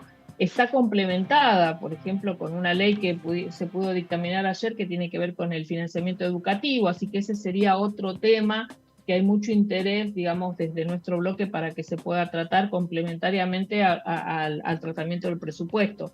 Esto por decirte alguno. Uh-huh. Me parece que esos serían los temas prioritarios. Sergio habló también del tema del gas, que bueno, que ya está, hay algunos que están en el Senado, pero hay que darle, digamos, también ese tiempo para que el Senado pueda cerrar los temas este año. Pero creo que básicamente vamos a tener, en todo el recomendamiento después del balotaje, vamos a tener más que nada prioridad para el tema presupuestario. Vamos a ver qué pasa también, porque sabemos que la cuestión del Congreso en sí, ya a futuro, después del 10, tiene una conformación si se quiere, un poco más fragmentada. Entonces, bueno, vamos a ver cómo se reacomodan esos nuevos bloques, digamos, pero esto también, esta nueva conformación a futuro puede llegar a incidir también en estos 20 días posteriores al balotaje que nos quedan de ordinaria. ¿De qué modo cree que puede incidir? Se evaluará. Sí, porque yo creo que a partir del 19 ya se van el día posterior al 19 ya se van a empezar a vislumbrar cómo se hacen los alineamientos, los reacomodamientos de algunos sectores, sobre todo de la oposición, ¿no? Dentro de la Cámara. Me parece que va a ser algo así. Es mi opinión, mi percepción. No es que alguien me lo haya dicho. No, por favor. Pero bueno. Tutrovi, ¿qué tal? ¿Cómo le va? Bueno, yo quería aprovechar para preguntarle también respecto a cómo está la situación en su provincia, en Tierra del Fuego. Sabemos que hay dos temas que atraviesan muchísimo a su territorio, lo sabemos desde acá, en la ciudad de Buenos Aires, sin estar allá, pero que uno que tiene que ver con la producción industrial, el fomento al desarrollo industrial en Tierra del Fuego, y otro que tiene que ver muy fuerte con las Islas Malvinas, dos temas que entraron de lleno en la campaña, cuando veíamos como un candidato proponía terminar con este régimen, y también veíamos que proponía un reconocimiento a los isleños, darle lugar a los isleños en la toma de decisión y no reconociendo así la soberanía argentina sobre esas tierras. Le quería preguntar primero una reflexión sobre cómo piensa que impactaron estas medidas en lo que fue la elección general y cómo va a impactar respecto al balotaje.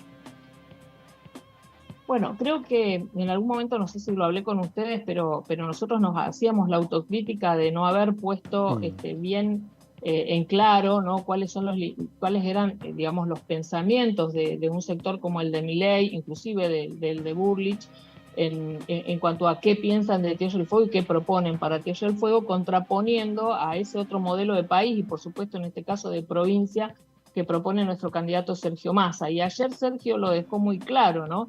cuando habló de Tierra del Fuego, dijo claramente que él sabe de la importancia de seguir sosteniendo las políticas de apoyo a una provincia insular por excelencia, que tiene territorios en un caso ocupado y el otro un sector estratégico como la Antártida, para seguir dando apoyo para que esa provincia se siga desarrollando. Eso me parece que queda totalmente sin lugar a duda cuál es la posición desde nuestro frente y qué es lo que piensan los candidatos de la oposición, y en este caso vamos a hablar específicamente de Milei.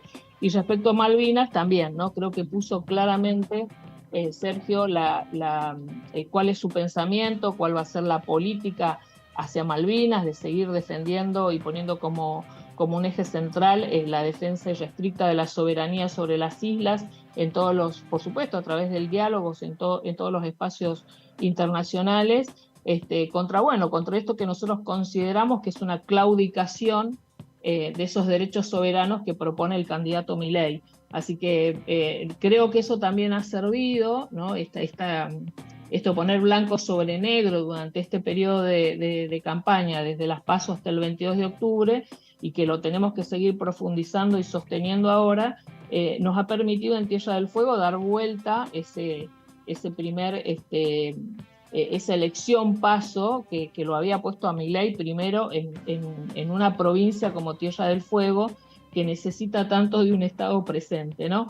Así que me parece que esos puntos, ¿no? El remontar y dar vuelta a esa elección y superar en puntos, me parece que ha sido una clara expresión de la población fueguina de haber entendido o de haber comprendido la profundidad, la peligrosidad en algunos casos de las políticas o los proyectos que tiene Milei para Tierra del Fuego.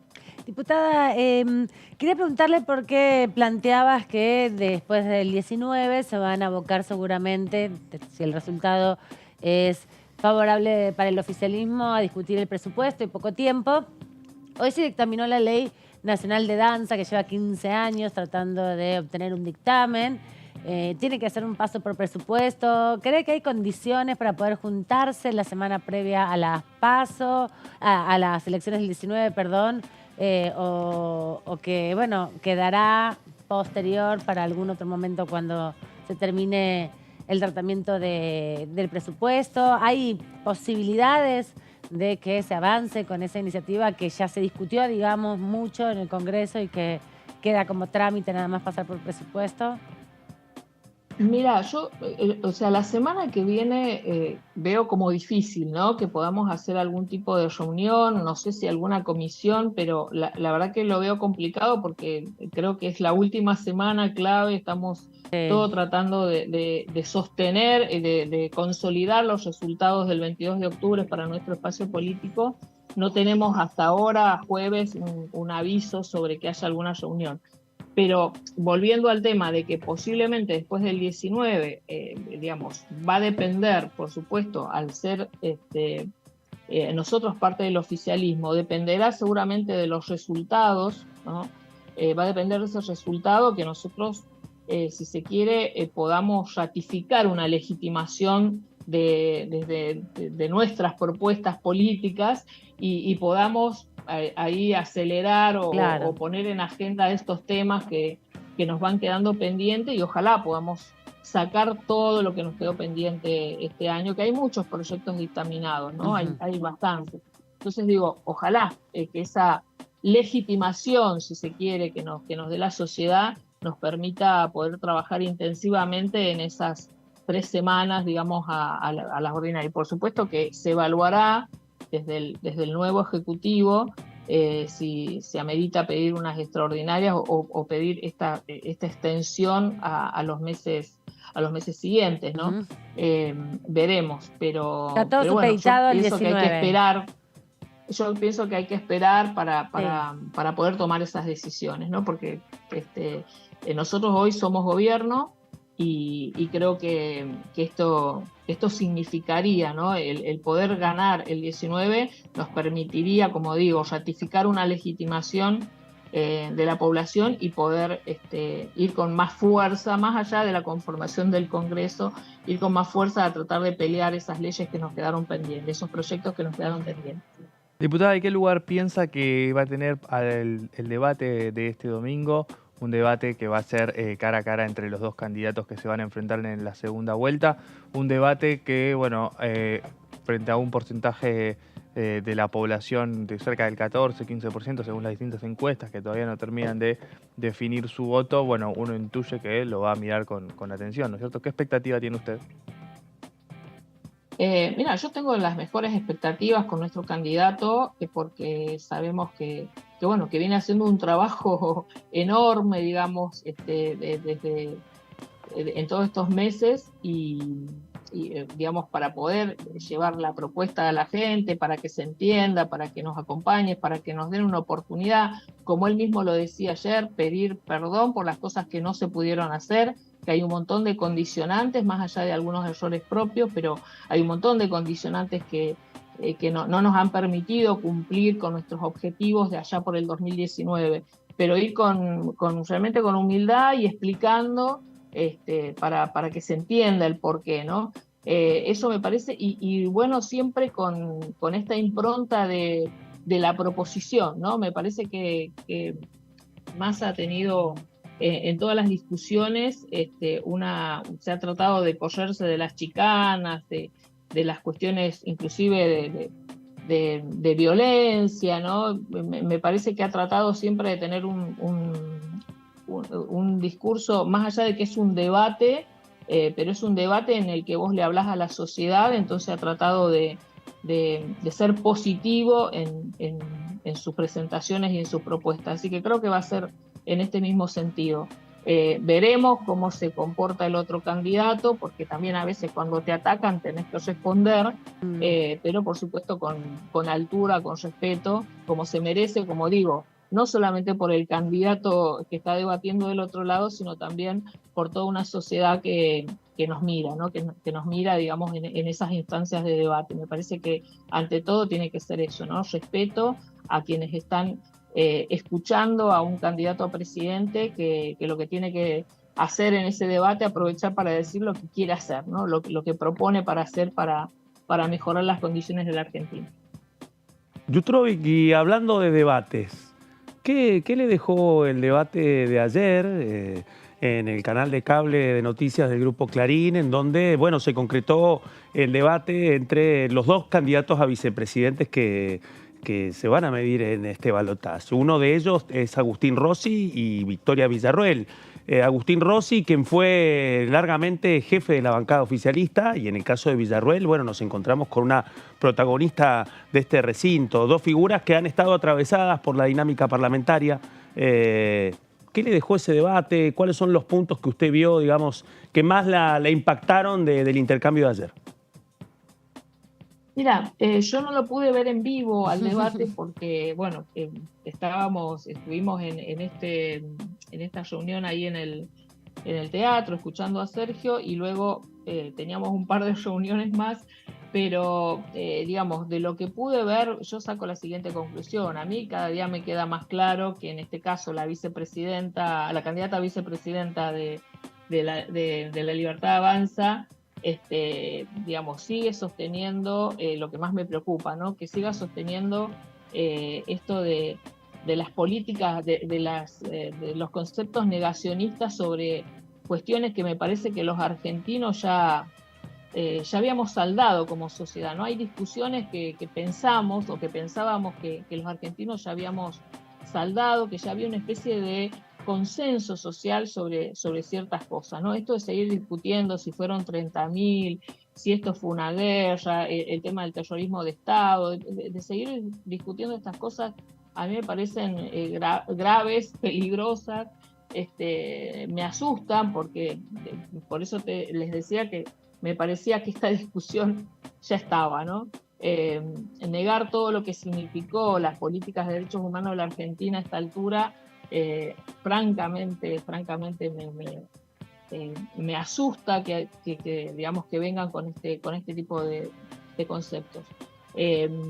Por supuesto que no voy a negar que tiene su capacidad para debatir la candidata, pero bueno, Agustín Rossi también ha tenido la oportunidad de plantear los puntos de vista que se tienen este espacio.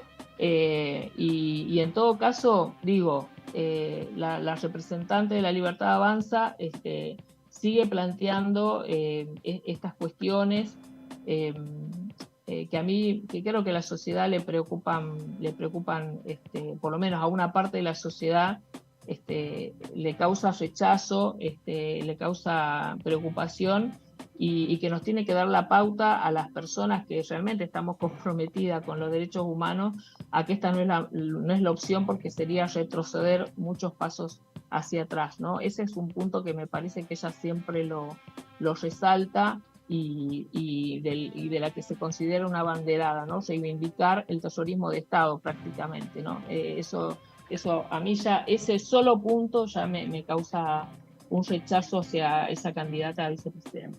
Gracias, diputada, por este rato aquí en la tercera edición de DTV. Nos vemos en cualquier momento. Bueno, y mucha suerte el fin de semana en Tierra del Fuego en el proceso de la campaña y la búsqueda de votos. Sí, estamos preparándonos para hacer jornadas de banderazos, de caravanas, de reparto de boletas y de la propuesta, así que vamos a tener un intenso fin de semana. Creo que en todas las ciudades, ¿no? En todas las provincias. Así es. Un saludo y feliz fin de semana para ustedes también. Igualmente, adiós, hasta la próxima. Bueno, se hacía referencia y hacía referencia también al debate de ayer que dieron los candidatos a vicepresidente y vicepresidenta, y ahí sucedió algo que tiene que ver directamente con el Congreso de la Nación, porque nuevamente la candidata de La Libertad Avanza, la diputada Villarruel, hizo referencia específicamente en este caso a un genocida que está detenido en Marcos Paz y que tiene que ver con justamente el proceso de desaparición forzada de el padre de otro compañero, colega acá de la casa, que es el diputado Toñoli, ¿no? Habló de Amelón, uno de los represores detenidos y procesados en 3 instancias judiciales por cadenas perpetuas por su vinculación directa en la desaparición forzada de por lo menos 14 víctimas, entre las que se encontraba el padre de Eduardo Toñoli. Él hizo referencia a esto en las últimas sesiones, la del 10 de octubre, de hecho, después de también un apartamento de reglamento, una cuestión de privilegio del diputado Daniel Goyán. En estos días lo vimos bastante, hoy yo lo escuché bastante en los medios de comunicación al diputado Toñoli, que siempre tiene la amabilidad de salir aquí con nosotros para contar un poco el impacto y la información, ¿no? El reclamo que se tiene ante estos posicionamientos que reivindican la dictadura, de que pasen la información, porque en este caso, lo dijo Toñoli, su abuela murió sin saber dónde están los restos de su hijo, ¿no? Del padre de Toñoli, donde está el cuerpo, que fueron arrojados a la bahía de San Borombón. Así es. Hubo otro pronunciamiento también, además del de Toñoli, y tiene que ver con Mario Negri, con el titular del bloque de la Unión Cívica Radical, que está transitando los últimos días, ya de los últimos meses de su largo paso por la Cámara Baja. Estamos hablando de uno de los diputados más experimentados de esta casa en este momento. Bueno, vale la pena repasar un poco lo que dijo desde su cuenta personal de Twitter, porque dijo así: la democracia retornó hace 40 años gracias a un pacto social enorme que consideró los crímenes de lesa humanidad de la dictadura, que no fueron excesos y han sido juzgados y condenados. No es buen síntoma que 4 décadas después se intente romper un pacto democrático y retroceder. Esa fue la definición de Negri luego del debate de anoche. Bueno, una declaración importante de uno de los principales referentes del radicalismo, que hasta el momento venían con pocas expresiones de figuras de tanta relevancia, ¿no? Respecto a la reiterada negación y promoción del terrorismo de Estado que hace tanto Milei como Villarruel. Sí, a esto se suma también, bueno, que para el radicalismo Milei, por una parte del radicalismo, Milei es una figura muy sensible por lo que sus declaraciones, sus dichos respecto al expresidente Raúl Alfonsín, ¿no es cierto? Genera muchísimo rechazo a partir de estas declaraciones. Pero no quiero dejar de destacar el mensaje de hoy de Toñoli después de que Villarruel contara la relación con su relación con la persona responsable de la desaparición de su padre, ¿no? Tonioli diciendo: yo en la última sesión le pedí si ella tenía relación con los represores que le preguntara dónde están los desaparecidos. Hoy le pregunto dónde están los restos de mi papá. O sea, dos personas que conviven en la misma cámara. Un mensaje muy fuerte en la mañana de hoy que escribió Tonioli en su red social, para mostrar también en parte su indignación del lugar que tiene una persona como Villarruel en la política argentina. Y además los efectos que sigue teniendo la dictadura militar en la Argentina, en el cuerpo social de la Argentina, específicamente en los familiares de las víctimas del terrorismo de Estado, y que aún no terminan de concluirse los procesos de justicia, porque si bien los responsables están presos purgando sus condenas, hay mucha información que pueden justamente dar con los restos de muchos de los desaparecidos, y hoy todavía no se tiene esa información, al igual que el destino de los hijos e hijas nacidas en cautiverio, que aún no se conoce su destino. De hecho, Amelón está acusado y condenado por separar a dos hermanos, dos mellizos, justamente, que una de los hijos de un matrimonio que fue desaparecido durante la última dictadura, recuperó solamente la relación con sus abuelas y sus familiares. La hija del matrimonio todavía se está buscando a su hermano, ¿no? Una cuestión muy cruel, sobre todo teniendo en cuenta que son hermanos mellizos que no se conocen y no pudieron compartir porque uno de ellos está apropiado aún hoy después de 40 años. Totalmente, así es. Así Terrible. que tremendo. Y también otra señal dentro de lo que fue el debate fue el hecho de que finalmente Villarruel no pudo negar cuando su competidor Rossi le dijo que parecía que deseaba que estuvieran todos los que están procesados y condenados por cometer delitos de lesa humanidad, que estuvieran libres, y sí, Villarruel finalmente no lo pudo negar el planteo de Rossi, ¿no? Todo un tema, porque aparte abre algunas interpretaciones, si realmente ese mensaje estaba claramente orientado a hablarle a su núcleo duro, o si realmente se trata, digamos, de un plano de agitación que tiene un impacto que algunos no terminan de medir, especialmente con las víctimas. Vamos a cambiar de tema y vamos a pasar a otra de las actividades que hubo esta semana. Vamos a escuchar a la doctora Celina Gialdini, médica especialista en obstetricia y ginecología, hablando sobre las cesáreas. El nacimiento desde hace mucho tiempo ha pasado de ser un acto natural y doméstico para convertirse en un acto médico e institucional. Y en esa tecnologización o en esa mejora de cuidados en relación al nacimiento, la cesárea fue ganando seguridad y ha hecho que muchas vidas de mujeres, personas gestantes y sus bebés pudieran salvarse. Tanto se mejoró su técnica que se convirtió en una cirugía muy realizada, y es la cirugía mayor más realizada en el mundo. Este aumento y esta seguridad en su contribuyó a que el incremento de su uso sea sostenido y en cierta forma innecesario y excesivo. Bueno, pido disculpas porque quedó finalmente muy pequeño este gráfico. De todas formas, las cosas que tienen que ver se puede ver. Van a ver en el gráfico de la izquierda, la línea vertical es la tasa de cesárea, la línea horizontal es el tiempo. Empieza en 1990 y termina en el 2030. La línea roja continua es el aumento de la tasa de cesárea en América Latina. La línea amarilla es el aumento de la tasa de cesárea en América del Norte. La línea de puntos que continúa, la línea continua, es un análisis estadístico de lo que pasará si no hacemos nada en relación a este uso excesivo de cesárea para el año 2030. Vemos un aumento de más de 20 puntos porcentuales en los últimos 25 años. Y en el gráfico de la derecha es cómo evolucionó la tasa de cesárea en las maternidades públicas de Argentina desde el año 2010 al año 2018. Fíjense cómo aumenta de manera sostenida y progresiva esta cirugía. Bueno, entonces les decía que de no mediar ninguna acción, se espera que para el año 2030 más de la mitad de la población, estos son datos promedios, nazca por una operación y no por un parto. Pero bueno, ya hemos dicho que era segura, que había avanzado su técnica. ¿Cuál sería el problema entonces?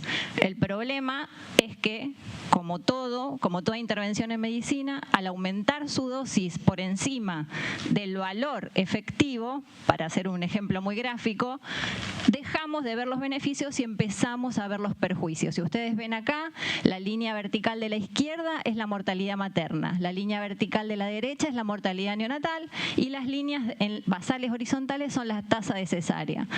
Pueden ver cómo cuando usamos la cesárea de 0 a por encima un poquito del 10%, disminuye drásticamente la mortalidad, tanto para la madre y personas gestantes como para sus bebés. Pero llega un punto en el que esta línea se ameseta y por más, la línea roja es países en vías de desarrollo y la línea azul es países desarrollados. Como en ambos casos, a pesar de que aumente la tasa de cesárea, no disminuye más la mortalidad. De esta manera introducimos el proyecto que está discutiéndose en la Comisión de Salud para la creación del Programa Nacional de Uso Adecuado de las Cesáreas en virtud del abuso que hay de la prescripción de cesáreas a personas gestantes. Claudio. Totalmente, Amanda, porque de hecho lo que estábamos escuchando es una de las expositoras en la última reunión de la Comisión de Salud que preside Mónica Fein, la autora del proyecto que vamos a desarrollar ahora en esta serie de placas, pero que también tiene uno de los puntos principales, que lo explicaba el especialista, y es que el aumento de las cesáreas tiene una vinculación directa con el incremento de la mortalidad neonatal. Así que este es un dato muy importante y el disparador de este proyecto, especialmente por lo siguiente, porque este es uno de los elementos principales que plantea este proyecto, el uso adecuado de la cesárea. Desde hace décadas se viene alertando sobre las consecuencias del uso inadecuado de la cesárea. Así como existen aún en el mundo personas gestantes que presentando una emergencia obstétrica no pueden acceder a una cesárea, simultáneamente hay muchas otras embarazadas y bebés que son innecesariamente expuestos a los riesgos asociados a esta intervención. Vamos a la siguiente placa para poder profundizar un poco estos conceptos que surgen de este proyecto. Actualmente en Argentina la tasa de cesáreas ronda el 35%. A nivel mundial se observa que por distintas causas este dato aumenta 1% por año.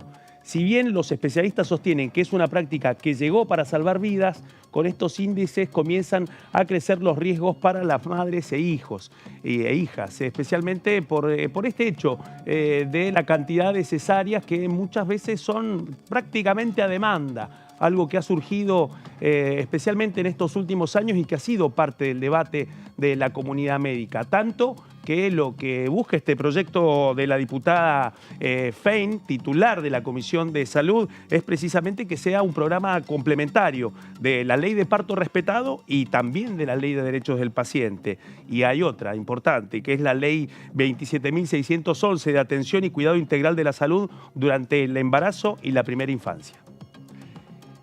Vamos a la siguiente placa, por favor, así podemos profundizar respecto a este proyecto. Lo que decíamos recién, la Comisión de Acción Social comenzó a analizar la creación de este Programa Nacional de Uso Adecuado de la Cesárea en el ámbito del Ministerio de Salud de la Nación. Algunos de los detalles del proyecto los podemos ver en la siguiente placa. La reunión, y que esta fue la reunión en donde reprodujimos parte de su testimonio, contó con la presencia de Celina Gialdini, médica especialista en obstetricia y ginecología e investigadora del CREP, el Centro Rosarino de Estudios Perinatales, posiblemente la base de investigación de desarrollo de este programa. También con Analía Mesina, médica tocoginecóloga. Y también estuvo licenciada en obstetricia María Angélica Veiga del Hospital Materno Infantil Ramón Sardá. fueron invitadas precisamente para poder contar los aspectos técnicos y también la información profesional, tanto nacional como internacional, respecto al impacto epidemiológico de la sobreutilización de las cesáreas. Veamos más detalles en la siguiente placa. El proyecto, algo que decíamos recién, remarca que cuando una cesárea tiene justificación clínica, su aplicación disminuye la morbimortalidad materna y perinatal. Cuando las tasas de cesárea sin justificación clínica aumentan, también lo hacen la morbimortalidad materna y perinatal. O sea que no hay una relación entre aumento de la tasa de cesáreas y la disminución del peligro de muerte. Exactamente. Y ahí es donde viene este tema. Este uso excesivo e innecesario de la cesárea en Países Bajos de medianos ingresos sobreutiliza además recursos materiales y humanos que son esenciales para el cuidado de la población, lo que tiene un impacto negativo tanto en el acceso universal a los servicios de salud como en la salud materna e infantil. Está bueno este aspecto, Claudio, porque también pone el foco en algo que le gusta mucho a algunos sectores de la Cámara de Diputados, que es el costo laboral, ¿no? Totalmente. Si tenés mucha gente trabajando en las intervenciones que tienen que ver con las cesáreas, no podés utilizar a esos mismos médicos para la atención primaria de la salud, que es preventiva principalmente, ¿no? Que hace que sea más barato el acceso a la salud y que tengas que hacer menos complejidad en el proceso de tratamientos. Ese es un aspecto que incluso las expositoras consideraron como un tema gravitante, como para poder comprender la importancia de contar con los respaldos para poder avanzar en transformar esto en un proyecto de ley y en un programa nacional, ¿no? Que sea monitoreado por el Ministerio de Salud, pero que tenga funciones específicas que vayan más allá de lo que puede pasar en un hospital o en una maternidad o en una provincia o en otra, ¿no? Vamos a la siguiente placa para conocer más detalles y especialmente lo que dijeron las expositoras. Celina Gialdini, médica especialista en obstetricia y ginecología e investigadora del CREP de Rosario, sostuvo que la cesárea salvó a madres y bebés. Es la cirugía mayor más realizada en el mundo, pero al mismo tiempo también advirtió que es alta la tasa de cesáreas en el tiempo y lo que pasará si no hacemos algo con su uso excesivo es que para 2030 más de la mitad de la población nacerá por operación y no por parto, ¿sí? Este es uno de los datos que mencionó Gialdini en su exposición y que, bueno, forma parte de la información que ya tienen en sus manos los integrantes de la Comisión de Salud para poder profundizar con este debate. Y además la medicalización del proceso de parto, ¿no? También como una consecuencia directa de esta compulsión a la cesárea. Lo que pasa es que, seguro lo vas a adelantar en un ratito, tiene que ver con el costo de los sistemas de prepaga, que le rinde más económicamente un proceso de cesárea que un parto natural, ¿no? Totalmente. La próxima placa, y vemos más detalles respecto a, especialmente a lo que implica los riesgos. El problema del aumento global de la cesárea y sus consecuencias en la salud perinatal tiene un tema central, que es el riesgo materno. ¿Y cuáles son los principales aspectos de ese riesgo? Hemorragia, transfusiones, infección y sepsis, histerectomía, dolor posoperatorio, mayor estancia hospitalaria, dificultad en la lactancia y complicaciones en futuros embarazos. Estos son algunos de los aspectos, los principales riesgos que afronta la persona gestante en este escenario. Vamos a la siguiente placa, por favor. Yo que tuve muchos embarazos, no, mentira, pero lo que se dice también míticamente es que si tenés una cesárea en tus segundos, terceros o cuartos embarazos, tus embarazos posteriores y nacimientos, no es posible o casi ni es imposible que sean por parto natural, claro, ¿no? Te vuelven a abrir la raja nuevamente, el tajo que te hicieron para la primera cesárea y así se reproduce también, afectando obviamente el cuerpo de la persona gestante de una manera particular. Otro tema que tampoco ha sido muy abordado durante estos años y que termina siendo totalmente naturalizado. El otro riesgo, el riesgo neonatal. Bueno, trastornos respiratorios, ingreso a la unidad de cuidados intensivos, alergia, asma y obesidad. Y esta es información no solamente que aportaron las expositoras, sino que aparte es información disponible en la prensa especializada como The Lancet. Esta información viene específicamente de la revista de Ciencia Internacional The Lancet. Así que conocimos por su incidencia en el proceso del COVID. En el medio de la pandemia, totalmente. Todo lo que salía en The Lancet es que estaba bien. Sí. Así que esto también es muy grave porque ahora entendemos también los efectos sobre las infancias, ¿no? Las niñeces, los nacimientos, cuánta gente afectada por trastornos respiratorios que pensamos que es por otra cosa y resulta que está vinculada a la cesárea. Bueno, hay una particularidad ahí que tiene que ver con la naturalización de la cesárea. Bueno, el par ordenado de ese proceso es la cantidad de riesgos que pasan a un segundo plano y que, digámoslo también, si no fuera porque se toma la decisión política de avanzar con este debate, bueno, seguiría totalmente invisibilizado incluso de la agenda parlamentaria. Vamos a la siguiente placa, por favor. Otro de los temas vinculados especialmente con el riesgo neonatal aumentan por cuestiones no médicas, por factores no clínicos relacionados con el miedo, la desinformación y juegan un rol muy importante. Otro tema también importante es que las mujeres asumen el riesgo pensando que es más seguro para sus bebés y no lo es. ¿Qué la impulsa esto?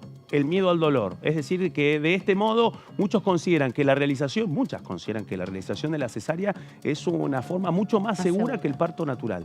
Y lo que busca la conformación y la definición de este programa es que se pueda concientizar y comprender que realmente es al revés. Y bueno, si no hubiera tanta violencia obstétrica, por ahí sería más común que las personas gestantes tengan partos naturales, ¿no? El nivel de agresión que se vive también lleva a que esto esté naturalizado de esa manera. Igual, digamos, bastante también tiene que ver con la privatización del sistema de salud, ¿no? Cuanto más acceso tenés a los servicios privados de salud, también las condiciones hospitalarias te sugieren o son compulsivas para que accedas a este tipo de intervenciones. Exactamente. ¿No? Con todo el servicio de hotelería que te brindan y todo lo que te cobran en relación, en la respuesta a la demanda, ¿no? Ahí hay un tema. Lo cierto es que, hablando del miedo, hay otro ordenador también y tiene que ver para los profesionales de la salud, porque el miedo para los profesionales de la salud es el miedo a un resultado adverso, al litigio, a las presiones. Este es otro aspecto que también forma parte de estos temas no dichos dentro de la discusión de la naturalización de las cesáreas. En el sistema de salud, los tiempos de una cesárea encajan mucho mejor que los riesgos del parto, ¿sí? Otro concepto también que se pudo escuchar durante esta última reunión de la Comisión de Salud. ¿Cuál es la mejor forma de nacimiento? 75% considera que vaginal, el 17% de las consultadas para esta encuesta que reproducimos acá en esta placa, el 17% solamente considera que la cesárea es mejor y el 8% de las consultadas le da exactamente igual. O sea que hay una gran mayoría que considera que el parto vaginal es lo mejor para su proceso de gestación. Bueno, y eso lleva también a la gran pregunta, entonces, ¿cómo puede ser de que esté tan naturalizada la cesárea de este modo? No hay preguntas, no hay comunicación. Estos son algunos de los aspectos que plantea precisamente el proyecto de la diputada Mónica Fein para poder crear este programa, porque hay una parte clave que tiene que ver con la información, no solamente con la información puertas adentro del hospital para los profesionales de la salud, sino también la información disponible para la familia, para la mamá y para el papá. Digo, ahí hay una serie de informaciones que son claves para poder pensar mucho mejor eso sin caer directamente en el planteo, sin críticas ni preguntas de hacer directamente la cesárea. Es verdad, porque pensaba que se hace esto justamente con la persona no gestante, la cesárea no participa de ningún modo. Exactamente. Es una exclusión total del proceso de nacimiento. Totalmente.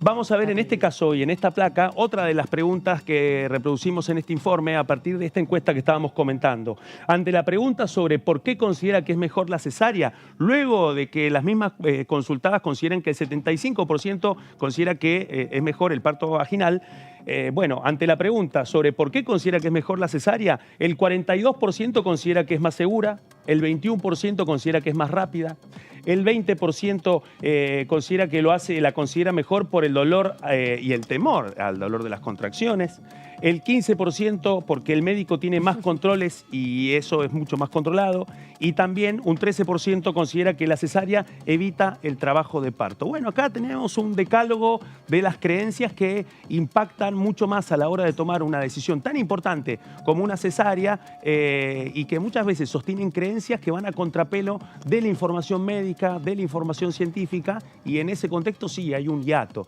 hay una falta de información, hay un silencio, y eso tiene que ver con lo que busca llenar este proyecto y la creación de un programa nacional precisamente para poder evitar la multiplicación de las cesáreas. Y además que va como no sé si contracaro o como correlato, podríamos decir también, de la ley de parto humanizado, que ya en el 2010, 2012 se discutió muchísimo la posibilidad del parto humanizado como respuesta a la violencia obstétrica, que ya se había aprobado, la ley 26485, y la ley de parto humanizado, que también vino a saldar en definitiva esta discusión, y ahora faltaba poder ponerle un coto o un hiato a esta situación de las cesáreas compulsivas, ¿no? Totalmente. Y ahí es importante repasar algunos datos epidemiológicos de la situación actual de las cesáreas.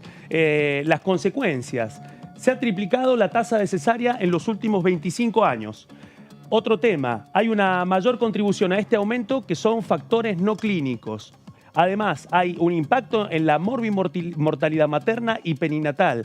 También hay un impacto en los costos, un aumento notable en los costos. Y además, otro tema, la inequidad, porque no todas tienen la posibilidad de poder acceder a la cesárea, que este es otro de los temas. Y eso también está directamente vinculado con el acceso a los sistemas de salud privada y también ahí el peso de la demanda y también la ausencia de información para poder a veces evitar la cesárea. Repasamos los principales objetivos de este proyecto. En primer lugar, implementar mecanismos de recopilación de datos para el monitoreo y evaluación de los diferentes modos de parto, tanto en el ámbito público como en el privado de la atención de la salud en todo el territorio nacional. Promover el acceso a la información basada en evidencia científica sobre los perjuicios asociados al nacimiento por cesárea sin indicación médica para que las personas gestantes puedan tomar decisiones informadas, algo que veníamos contando en el desarrollo de este informe. Reglamentar la provisión de información clave para tomar una decisión correcta. Vamos con la siguiente placa. Esta es. Bueno, entonces, en este caso, lo que se plantea es promover la capacitación y formación de los profesionales de la salud a los efectos de hacer efectivos los objetivos de esta ley. Es decir, que el programa lo que va a buscar es que los trabajadores y trabajadoras de la salud tengan una formación especial para poder contar no solamente con los contornos epidemiológicos de la multiplicación de las cesáreas sin explicación, sin justificación médica, sino también para comprender los riesgos y la importancia de brindar información a la hora de tomar esa decisión. Por otra parte, llevar adelante, en coordinación con las demás jurisdicciones, el monitoreo de los diferentes modos de nacimiento. Y eso implica la necesidad de recabar datos sobre los nacimientos por cesárea en todo el territorio nacional. También confeccionar y brindar estadísticas en relación a las causas que motivan la realización de esta práctica. Y esto revela otro tema, que hay poca información disponible, que falta información para poder tener una apreciación epidemiológica del impacto de las cesáreas en este momento y cómo impacta y qué es lo que implica que se esté naturalizando tanto la realización de cesáreas cuando podrían ser evitables. Vamos a la siguiente placa. Dale. Otro de los puntos del proyecto, confeccionar, publicar y difundir reportes e informes con los datos obtenidos acerca de la información que se consiguió como consecuencia de los procesos definidos en este punto, que es recabar información. Y además, promover la implementación de protocolos de atención basados en la evidencia científica, es decir, que no respondan pura y exclusivamente a temas de demanda y de oferta, sino que realmente tengan un basamento empírico a partir de información epidemiológica y científica disponible. Y además que tampoco se basen solamente en las variables económicas, que es el gran trasfondo, en definitiva, de esta discusión, porque la cantidad de cesáreas que se hacen en el sistema de salud y también lo que decía hace un ratito Claudio, ¿no? La falta de información en el proceso también de acompañamiento y monitoreo de los procesos de embarazo y de gestación hacen que haya una posibilidad cierta de las personas gestantes de llegar a último momento a el proceso del parto, con los procesos de parto en desarrollo, porque, bueno, el sistema de salud es expulsivo, ¿no? Hay una caracterización también respecto a el proceso de tratamiento y de cuidado de las personas que se acercan al sistema de salud público, pero también privado, donde, bueno, no están en las mejores condiciones para desarrollar ni su salud sexual y reproductiva y mucho menos los controles prenatales, ¿no? Que es parte de esta discusión. Que es lo que pasa también. No, Sí. no, la verdad que no. Anda a decirle no que quiero. no a tu médico. Exactamente, el tema de la autoridad del médico en ese momento, ¿no? Creo Exactamente. que parte de buscar mayor nivel de formación para los profesionales, pero también para los pacientes, tiene que ver con este tema, ¿no? Me parece interesante este encadenamiento que hacíamos. Recién revisaba la ley de parto humanizado, es más o menos del 2015, 2014-2015. La ley de violencia de género es del 2008, que incluye la violencia obstétrica. Ahora la discusión sobre las cesáreas, me parece que hay una matriz de más o menos 20 años discutiendo finalmente los nacimientos, ¿no? Totalmente. Y el rol también y los derechos que tienen las personas gestantes para hacerlo en relación también a sus propios procesos y a sus propios tiempos, que no se respetan. Y venimos de una semana en donde, bueno, ya ha hablado la comunidad médica. Falta ver en este contexto si avanza una síntesis para que prospere esta iniciativa y saber finalmente cuál va a ser la posición de no solamente de los efectores de la salud, sino el otro interpelado por este proyecto, y tiene que ver especialmente con las instituciones de salud privada, ¿no? Exactamente. Así es que hay que ver cómo se va a saldar este proyecto, pero es notable, la información ya está sobre la mesa. Espectacular, esperemos que pronto se vuelvan a reunir porque es una discusión fundamental. Ahí veremos también a las organizaciones de mujeres, vienen discutiendo también, acuérdense hace algunos meses atrás, las casas de parto como otras alternativas que justamente contemplen los derechos de las personas gestantes a desarrollar este proceso en sus tiempos y en sus condiciones, así que bienvenida a la discusión. Claudio Mardones, Antonio Ricovene, gracias por esta hermosa tarde que compartimos. Gusto, lo mismo digo, muchísimas gracias. Buen fin de semana. Buen fin de semana, Amanda. Descansen, repónganse, que nos queda una semana intensa, queda cada vez menos días para el balotaje el próximo 19 de noviembre. Nos vemos en cualquier momento. Hasta luego.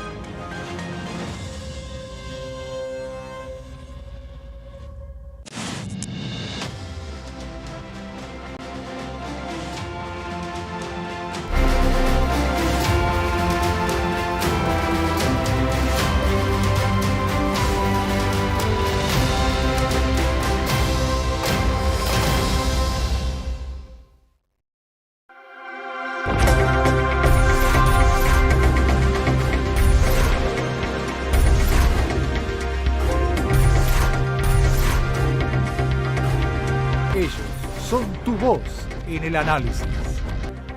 DTV, el periodismo en el Congreso.